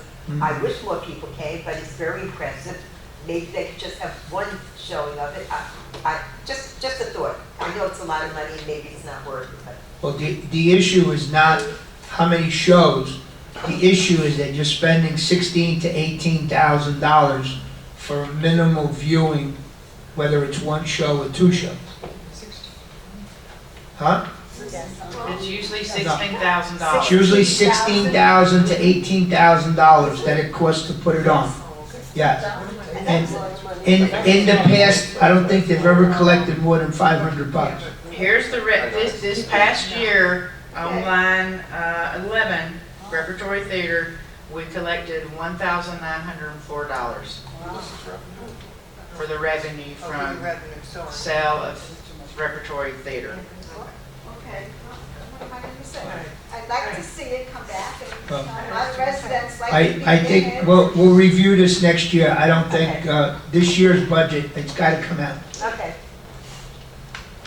Okay. We'll have more interest next year. You can make a motion anytime you want to, though. You can. It's up to you if you No, want to make a motion. I'm not making a motion. All I right. don't waste your time. Yeah, no, I missed it. Line 14. This is the revenue generated by the ID office. This year we budgeted $20,000. I'm estimating we're going to come in under a little bit budget, so I did lower the projection for next year just based on that. Because we all know the number of units that have been selling in recent years has been on the decline the last couple of years. Guest fees. We've done very good this year. I estimated $47,000. We're going to come in maybe $600 shy of that. So I'm going to keep that at $47,000 for the next year. Miscellaneous income, I'm estimating we're going to be under budget just shy of $17,000 this year, even though I had lowered it considerably last year. The decline in the number of units selling has gone down even steeper than what I had thought. So I'm estimating this year that there'll be 500 units, and then we collect $200 in the stopple fees. So I'm lowering it from $130,000 to $124,000. And the other income that goes in there is very small. The personal trainer rent. I added the locker, $100 of locker income in here. Any questions there? No. Okay, so that concludes all of the revenue. Line 29 is your total salaries and wages. All the detail of all those accounts is hidden in this presentation because we do have a closed meeting that's off camera when we discuss that. Your next section is taxes, real estate taxes. I just got my trim notice at home on Saturday, and my office, for some reason, we've not received them all. But I did go online and check, and I was surprised to see that the clubhouse and Hastings assessed value actually declined. Weird. Yeah, very weird. Between the two of them, the assessed value decreased to $135,000. Yeah. That's great. So This may change a little bit once I have all those trim notices, but I wouldn't expect it to change much, but I have lowered it based on that, because that's the two biggest line items, you know, in the real estate taxes.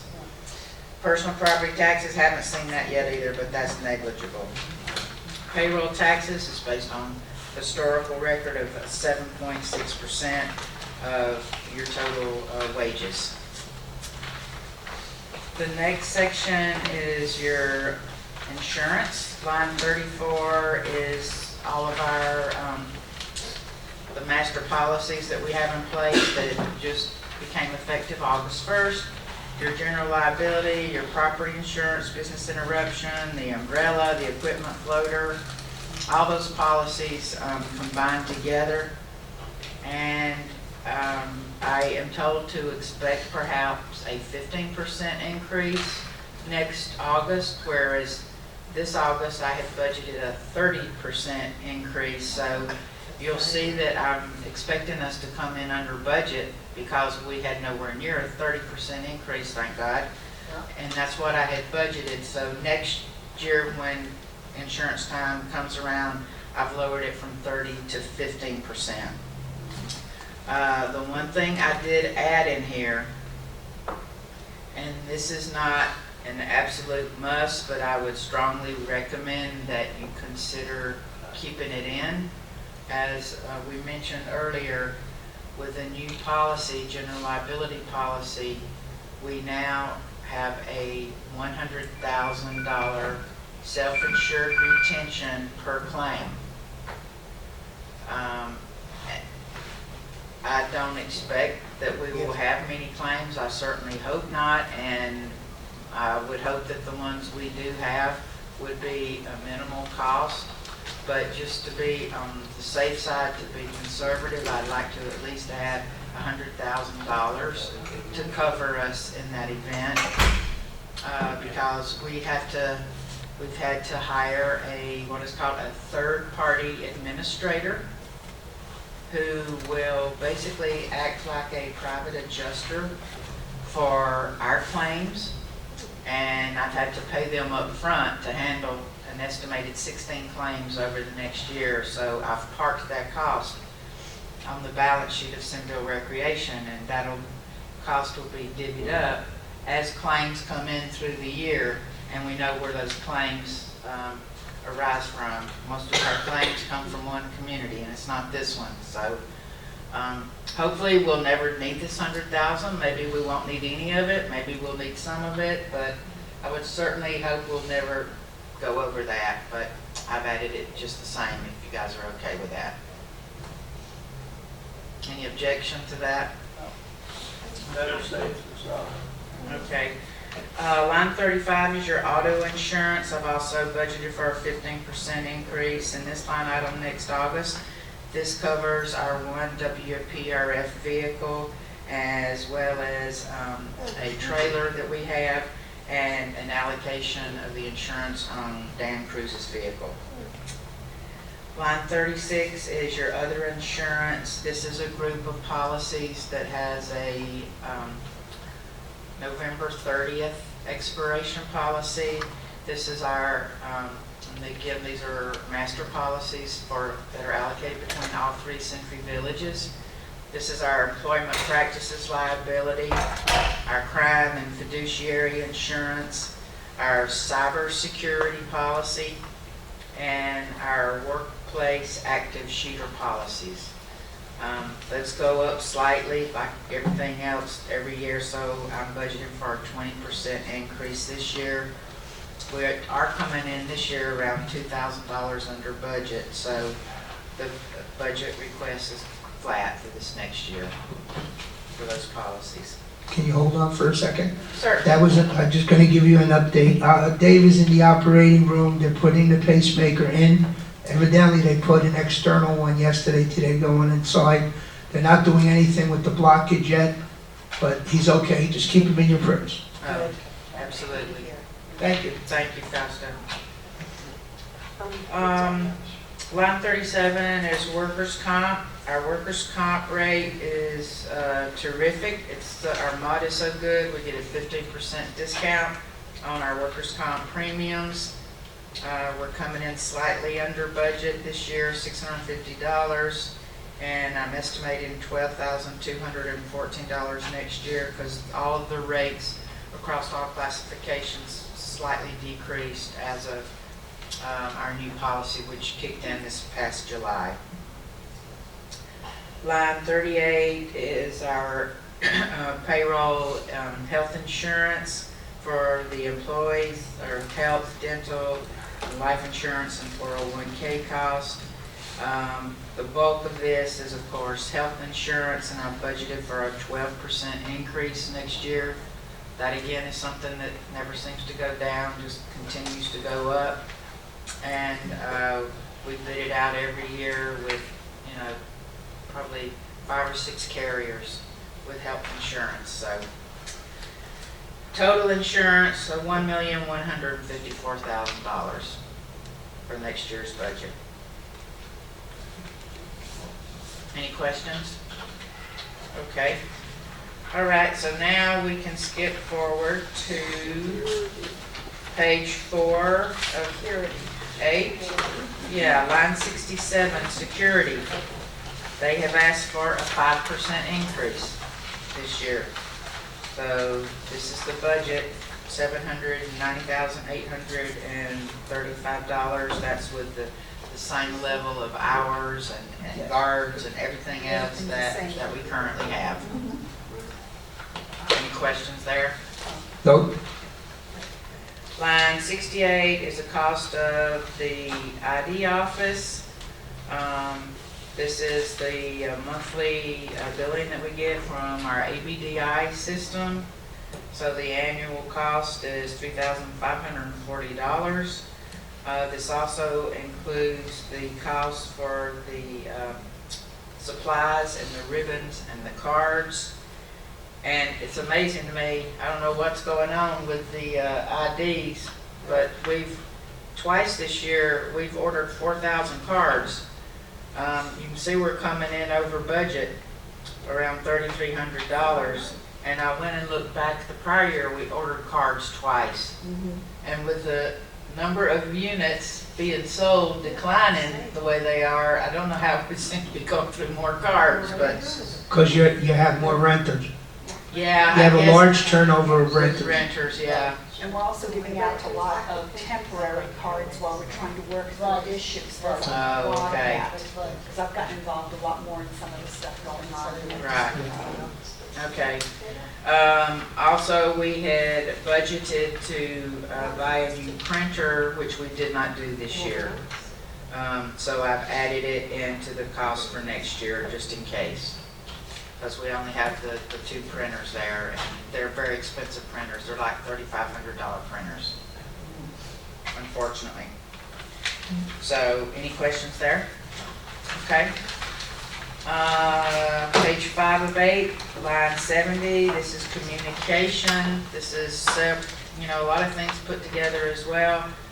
This is our monthly charges from DSL Express for our fiber optic circuits, and this supports all of our networks and IT functions at the main clubhouse and the pools, our VoIP telephone system, and our extra bandwidth for the clubhouse and the emergency phones at the pools. So annually, it's $31,560. We've been able to finally eliminate all the AT&T lines, thank goodness, except for the fire lines. Everything else we've been able to get rid of. The Verizon cell phone charges, around $5,400, primarily for the maintenance staff. They all carry radios, so we can keep our cell phones, so we can keep in touch with them here. Other miscellaneous phone repairs and purchases, $1,500, and cell phone allocations from the entertainment department. So we're actually coming in under budget this year, $8,500, so I've lowered the budget to $39,560 for next year. Any questions?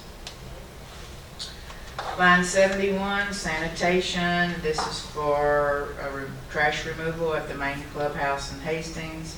I do not know how much they'll be going up. I expect they will be. They generally do. I estimated 5% and budgeted for $500 for extra pickups as necessary, so $10,040. Line 72 is FPL. I blew the hell out of this year. If you can see, I'm expecting us to come in under budget around $56,000.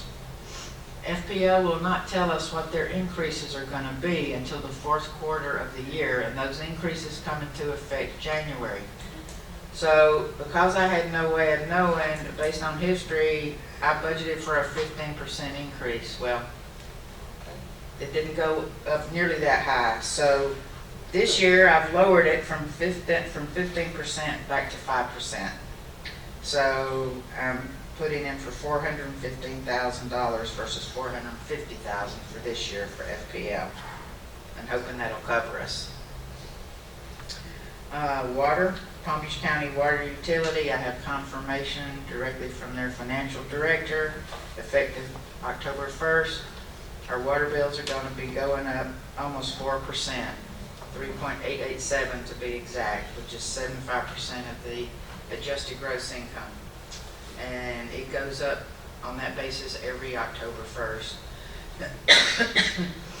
So I estimate we're going to come in around $2,200 over budget, so I bumped it up to $81,100 based on this confirmed increase. Line 75, postage. This is a postage rental contract for a postage machine in the main clubhouse where all the mailings go out of here, plus the annual mailing of our coupons and our ACH letters, our late letters that go out from the WPRF accounts receivable office. I don't know if you're aware, postage just went up in July, 7%, believe it or not. So a bunch of forever stamps a couple of years ago. They don't last forever. No, you run out of forever stamps, and you have to buy new ones at a much higher rate. Do they still? Yeah, it was a higher price. Yeah, I understand. You bought, Forever doesn't last forever. well, if you'd bought a forever stamp for 50 cents and they're up to 70 cents now, you'd still been 20 cents ahead for every one of them. Okay, line 76, office expense. This budget request is just based on historical costs. This covers all office supplies for the clubhouse, including ink and tuner cartridges, copy paper, our courier service, pens, paper, anything and everything they need, binders, what have you. This also includes our ADP compliance with the Affordable Care Act, time and attendance, and payroll processing fees. And I just put in there a 5% increase because the price of everything's going up. So $30,900. Line 77, computer IT expenses. This is a budget submitted by our IT director based on needs that he sees in the community. 3 PCs, 21 monitors, 7 printers or scanners, and 8 battery backups, all totaling $12,784. We have an allocation of various different costs for our email, our server, our backup, and support costs associated with WPRF and other departments that are all allocated, such as entertainment department and the corporate office. ABDI gate access is included in this budget as well for $375 a month, totaling $4,500. It also includes an allocation of our Microsoft Office 365, our Dynamics, which is our general ledger and financial statement software provider, our iCloud cleaner, AnyDesk, Adobe license, all these kind of licenses and everything that we have to have. And the one thing we added was an email monitoring system for added security and an employee awareness training program with the increase of cybersecurity. And I just got an email from our IT director a while ago. We've had a second employee in our office that was on a legitimate website, and all of a sudden bells start going off and whistles and somebody froze, yeah. Yeah, I mean, this happened just in my office and twice in 2 weeks, so there's somebody out there around every corner trying to scam us, so we've started this awareness that every one of our employees has to go through this training, and they have to pass it, and it gets sent to the IT director, and now we have a monitoring system, a filter system on everybody in the company that has company email, so.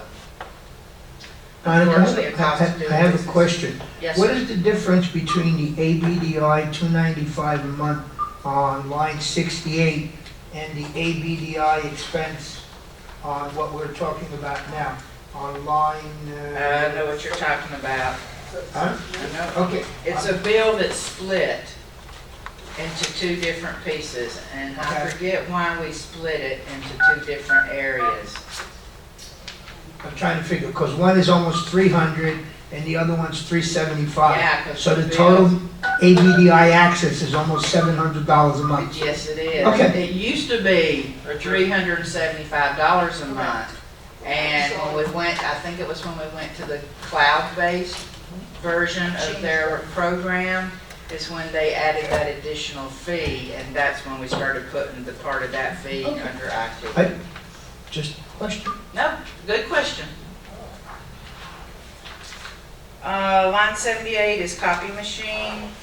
We have 3 copiers in the clubhouse, and this is a shared program as well. We have 8 copiers company-wide that we share, and they're leased. So $13,000, same budget we had this year. Page 6, Abby went over the majority of this page. She didn't go over line 81 classes. This budget is equal to the revenue on the front page, so that is a wash. This is the amount we pay the class instructors. Down on line 85, other social activities. This is a lot of things combined together. This is your decorations and the food and door prizes for your Sweethearts Ball, your Halloween dance, your New Year's Eve dance, your 4th of July celebration. It has $1,800 for holiday lighting, your holiday concert at $2,000, employee appreciation, luncheon and awards, $3,000, and I added 5% just for an increase. This year we're coming in over budget, around $1,600, so I've jumped it to $17,600. Line 86, karaoke. This is for your Wednesday evening dance parties and your Saturday evening karaoke performers. These guys are at $150 a night, so at 2 nights a week all year long, $15,600.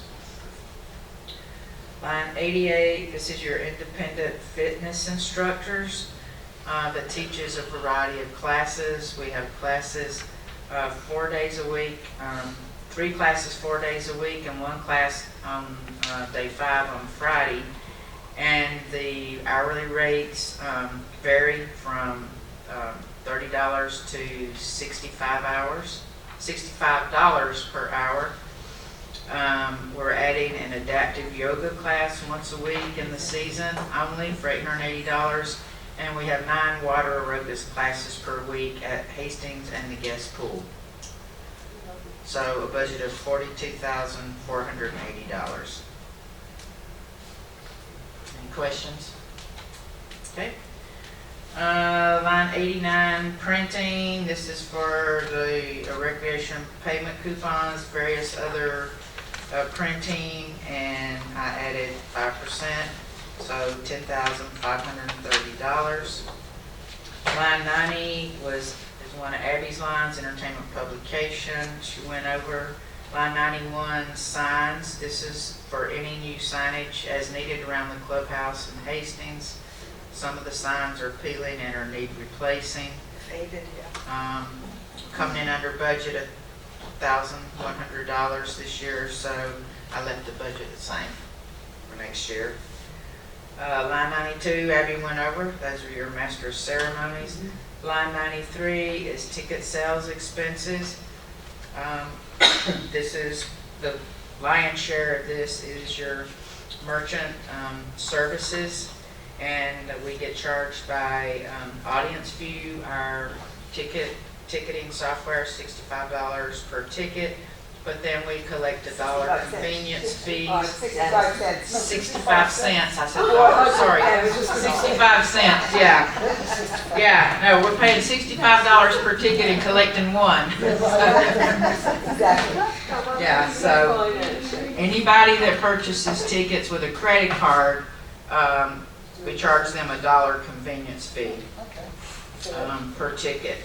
I've just been informed a couple of days ago by Miss Abby that we're being forced to move our merchant accounts with, for the Audience View ticket programming to their merchant accounts, which means I'm going to be forced to have to open all 3 new bank accounts, one What does for that each mean? village. I'm sorry? I don't understand what the merchants.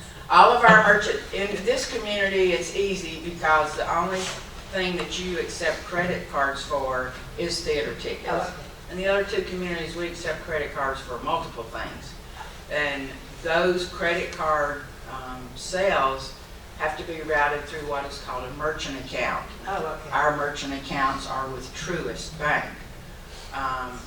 So Audience View, which is our ticket provider, is saying that all of their patrons must go on their platform of merchant services. So I don't know what bank that's with. I don't know anything about it. I've just been informed, and it's very annoying and very aggravating. So, and of course, they're saying it will be cheaper. Of course. You know, that their services will be cheaper than the merchant services we already have. That remains to be seen, whether it will or whether it will not.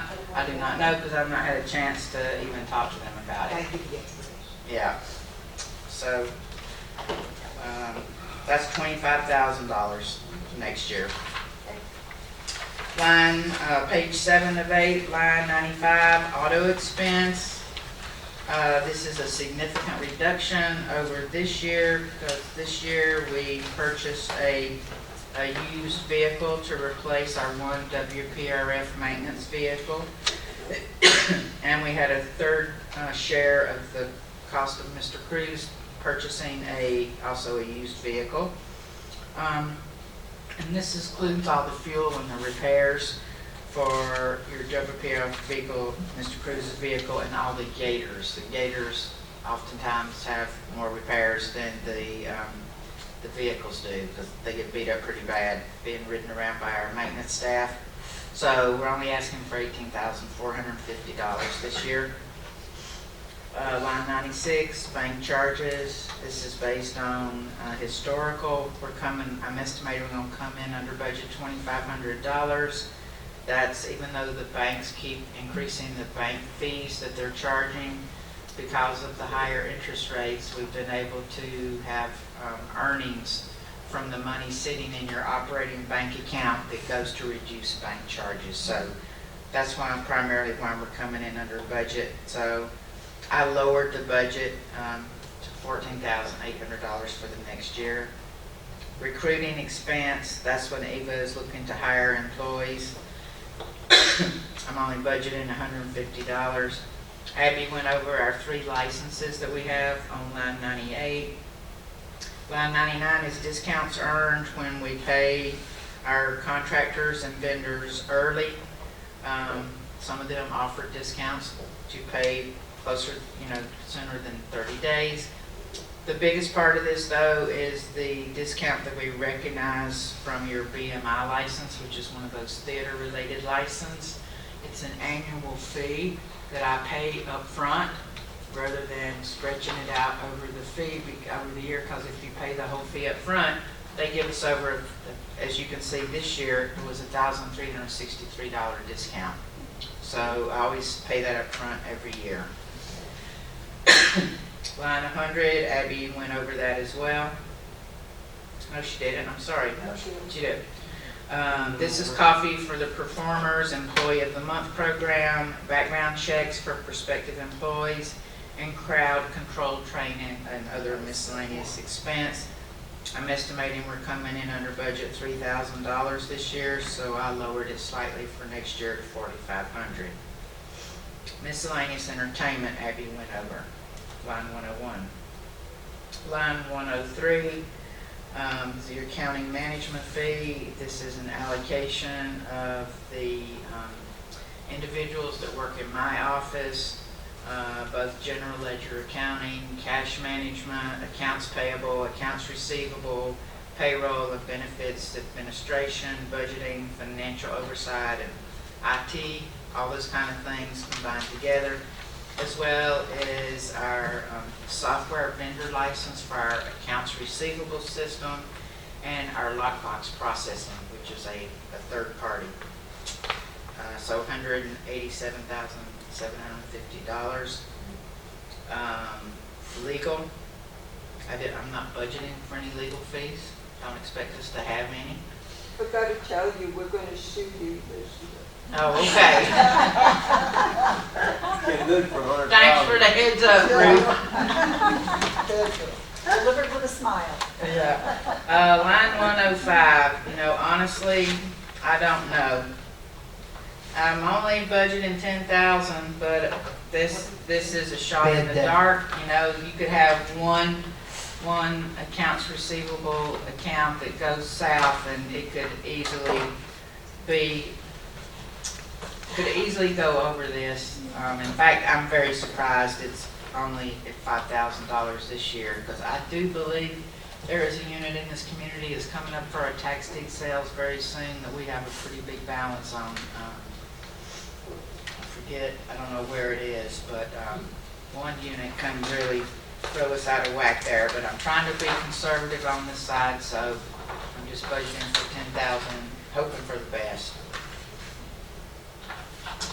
Okay, so that's all the detailed lines.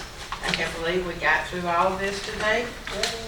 So if we can just focus briefly, and then we can wrap up on page 8 of 8.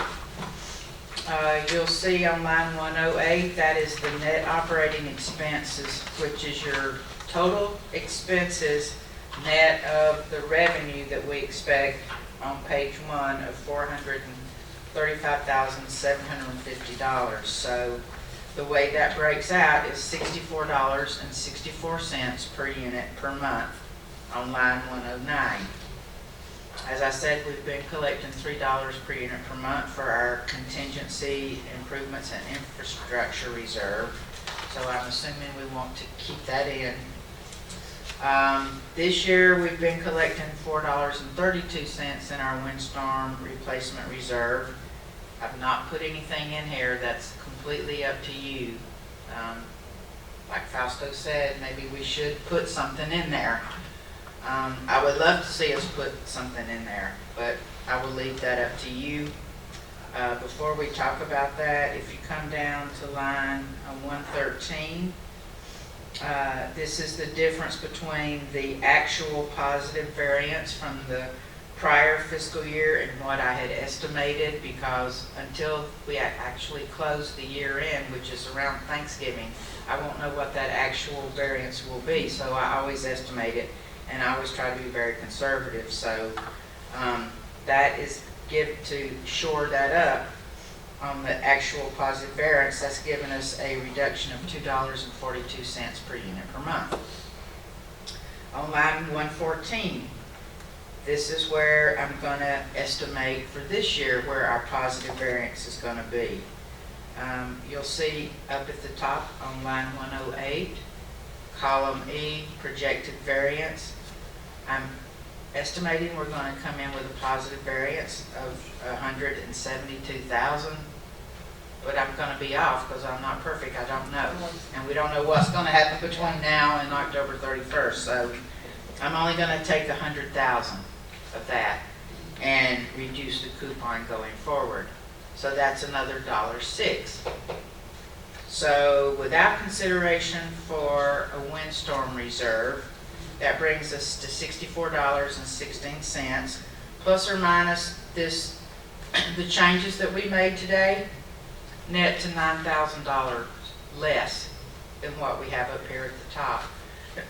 So that'll be reflected in this. The operating coupon for the year, the current year was $74.78. You'll see that on line 117. So that gives us a decrease of $10.62. Then when you add the contractual rent increase of $2.16, it gives us a net decrease in the budget per unit per month of $8.46. I'm going to ask the committee to consider putting that $4 into the windstorm reserve fund.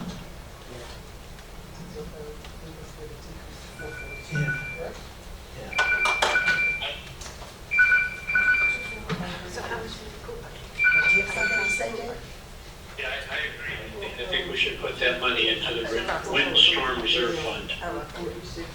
Put a nice round number of $4. That's my suggestion. It's our money, it's there. If we need it, we got it. Yes, Richard? Is a motion needed, or can we just I- say yes? Well, I'm making my suggestion, and I'm asking the committee here, do you agree that we should ask Monica to put it into the budget?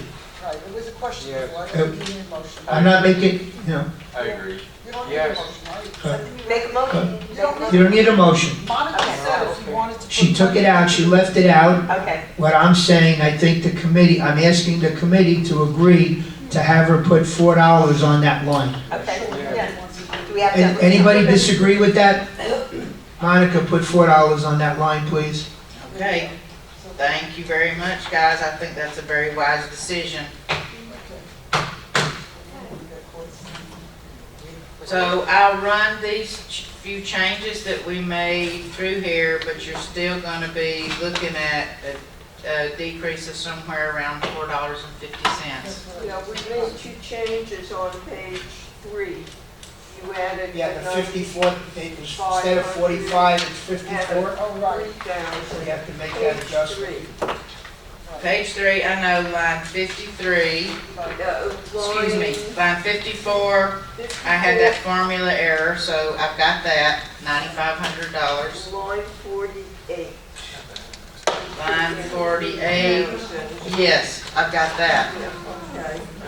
Yes, I've got 3 changes. What was the third change? Did you say line 53? We were taking $20,000 out on one, but we put 3,000 back in, so there should be a decrease of 17,000. Right. Line, I have only 2 items on there. Okay, hold on, let's go back. Exhibit B. On Exhibit B, we took $1,500 off on line 4. Correct. On Exhibit C, like Fausto just said, we took $20,000 off on line 1, the Southampton pool. But then we put 3,000 in. Right. Correct, we added 3,000 to the Kent pool on line 2. Correct. And then on Exhibit D, that's when we added back in We the put 9,500 onto the $9,500. 45, yes. Yes, and that's all the changes I have, and those changes net to a reduction of $9,000.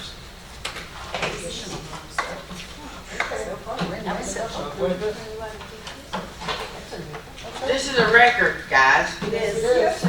This is truly a record. This usually takes 3 meetings, At least 2 or 3 meetings. at least 2 and sometimes 3. I'm going to say, you said that the salaries, instead of like we did last year, Mhm. if you said it's 3%. Right. And if everybody's happy to let them get their 3%, we don't need to know who gets 2, 1, or 3. They do whatever they have to do. That's my personal opinion, I don't need to know. What did they get 5% last year? 2 years in a row was 5% increases. Right, so this year we put in for 3, and for those of you who know me, everybody will get some, well, not everybody will get something possibly, but I don't just give 3%. They have to, I feel they have to earn it. Some people will get more, some will get less, based on their performance in this past year, so. Like I made the statement last year, it's useless for us to sit here and say Mary Jane gets 1%, Lulu gets 5%, we don't care. No, they're It's, her it's, employees, it's right. Eva's decisions, they're Eva's employees. Yeah, is there any, no, nobody's opposed to that, right? No. Okay. Right, we gotta make that on the record. I'm sorry, what, Ruth? At a 2% increase in salaries. Uh-huh. You know now how it will affect. Oh, it's already in here. It's already in Oh, it's there. already in there. So what You're gonna get a $4 decrease. Okay, I didn't realize it said. Yeah, so when we have our monthly meeting for September, I'll bring the finalized copy for everybody. Okay. Mhm. David, Awesome. Yes, David? I'm not, I still think it should be a draft at the next meeting.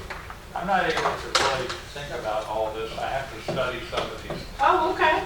I just don't, it could very well be the last one, but I don't think it should be the final. I still think it should be called a draft, Okay. just for things that I may think of or I'm not misunderstanding or someone Okay. else. I just don't think you can just do this. That's one fair time. enough. Okay. Reasonable. It works for me. Thank you. Mhm. Thank you, guys. I appreciate it all. Thank you. I know it's a Thank you for long working with us. afternoon. This is amazing.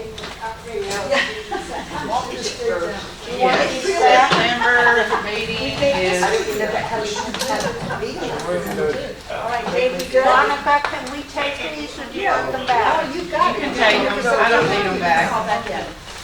Are we adjourned? September meeting is the 24th. Yeah, it's almost. I'm sorry? Are we adjourned? All right, Stuart, Are we adjourned? Are we are you adjourned? gonna be able to come in tomorrow or We no? will be, yes. Say the word, please say, are we adjourned, Eva? I'm sorry? Are we adjourned? I'll make a motion, we adjourn. Yes, adjournment, please. Thank you. I apologize, I thought, I saw you getting.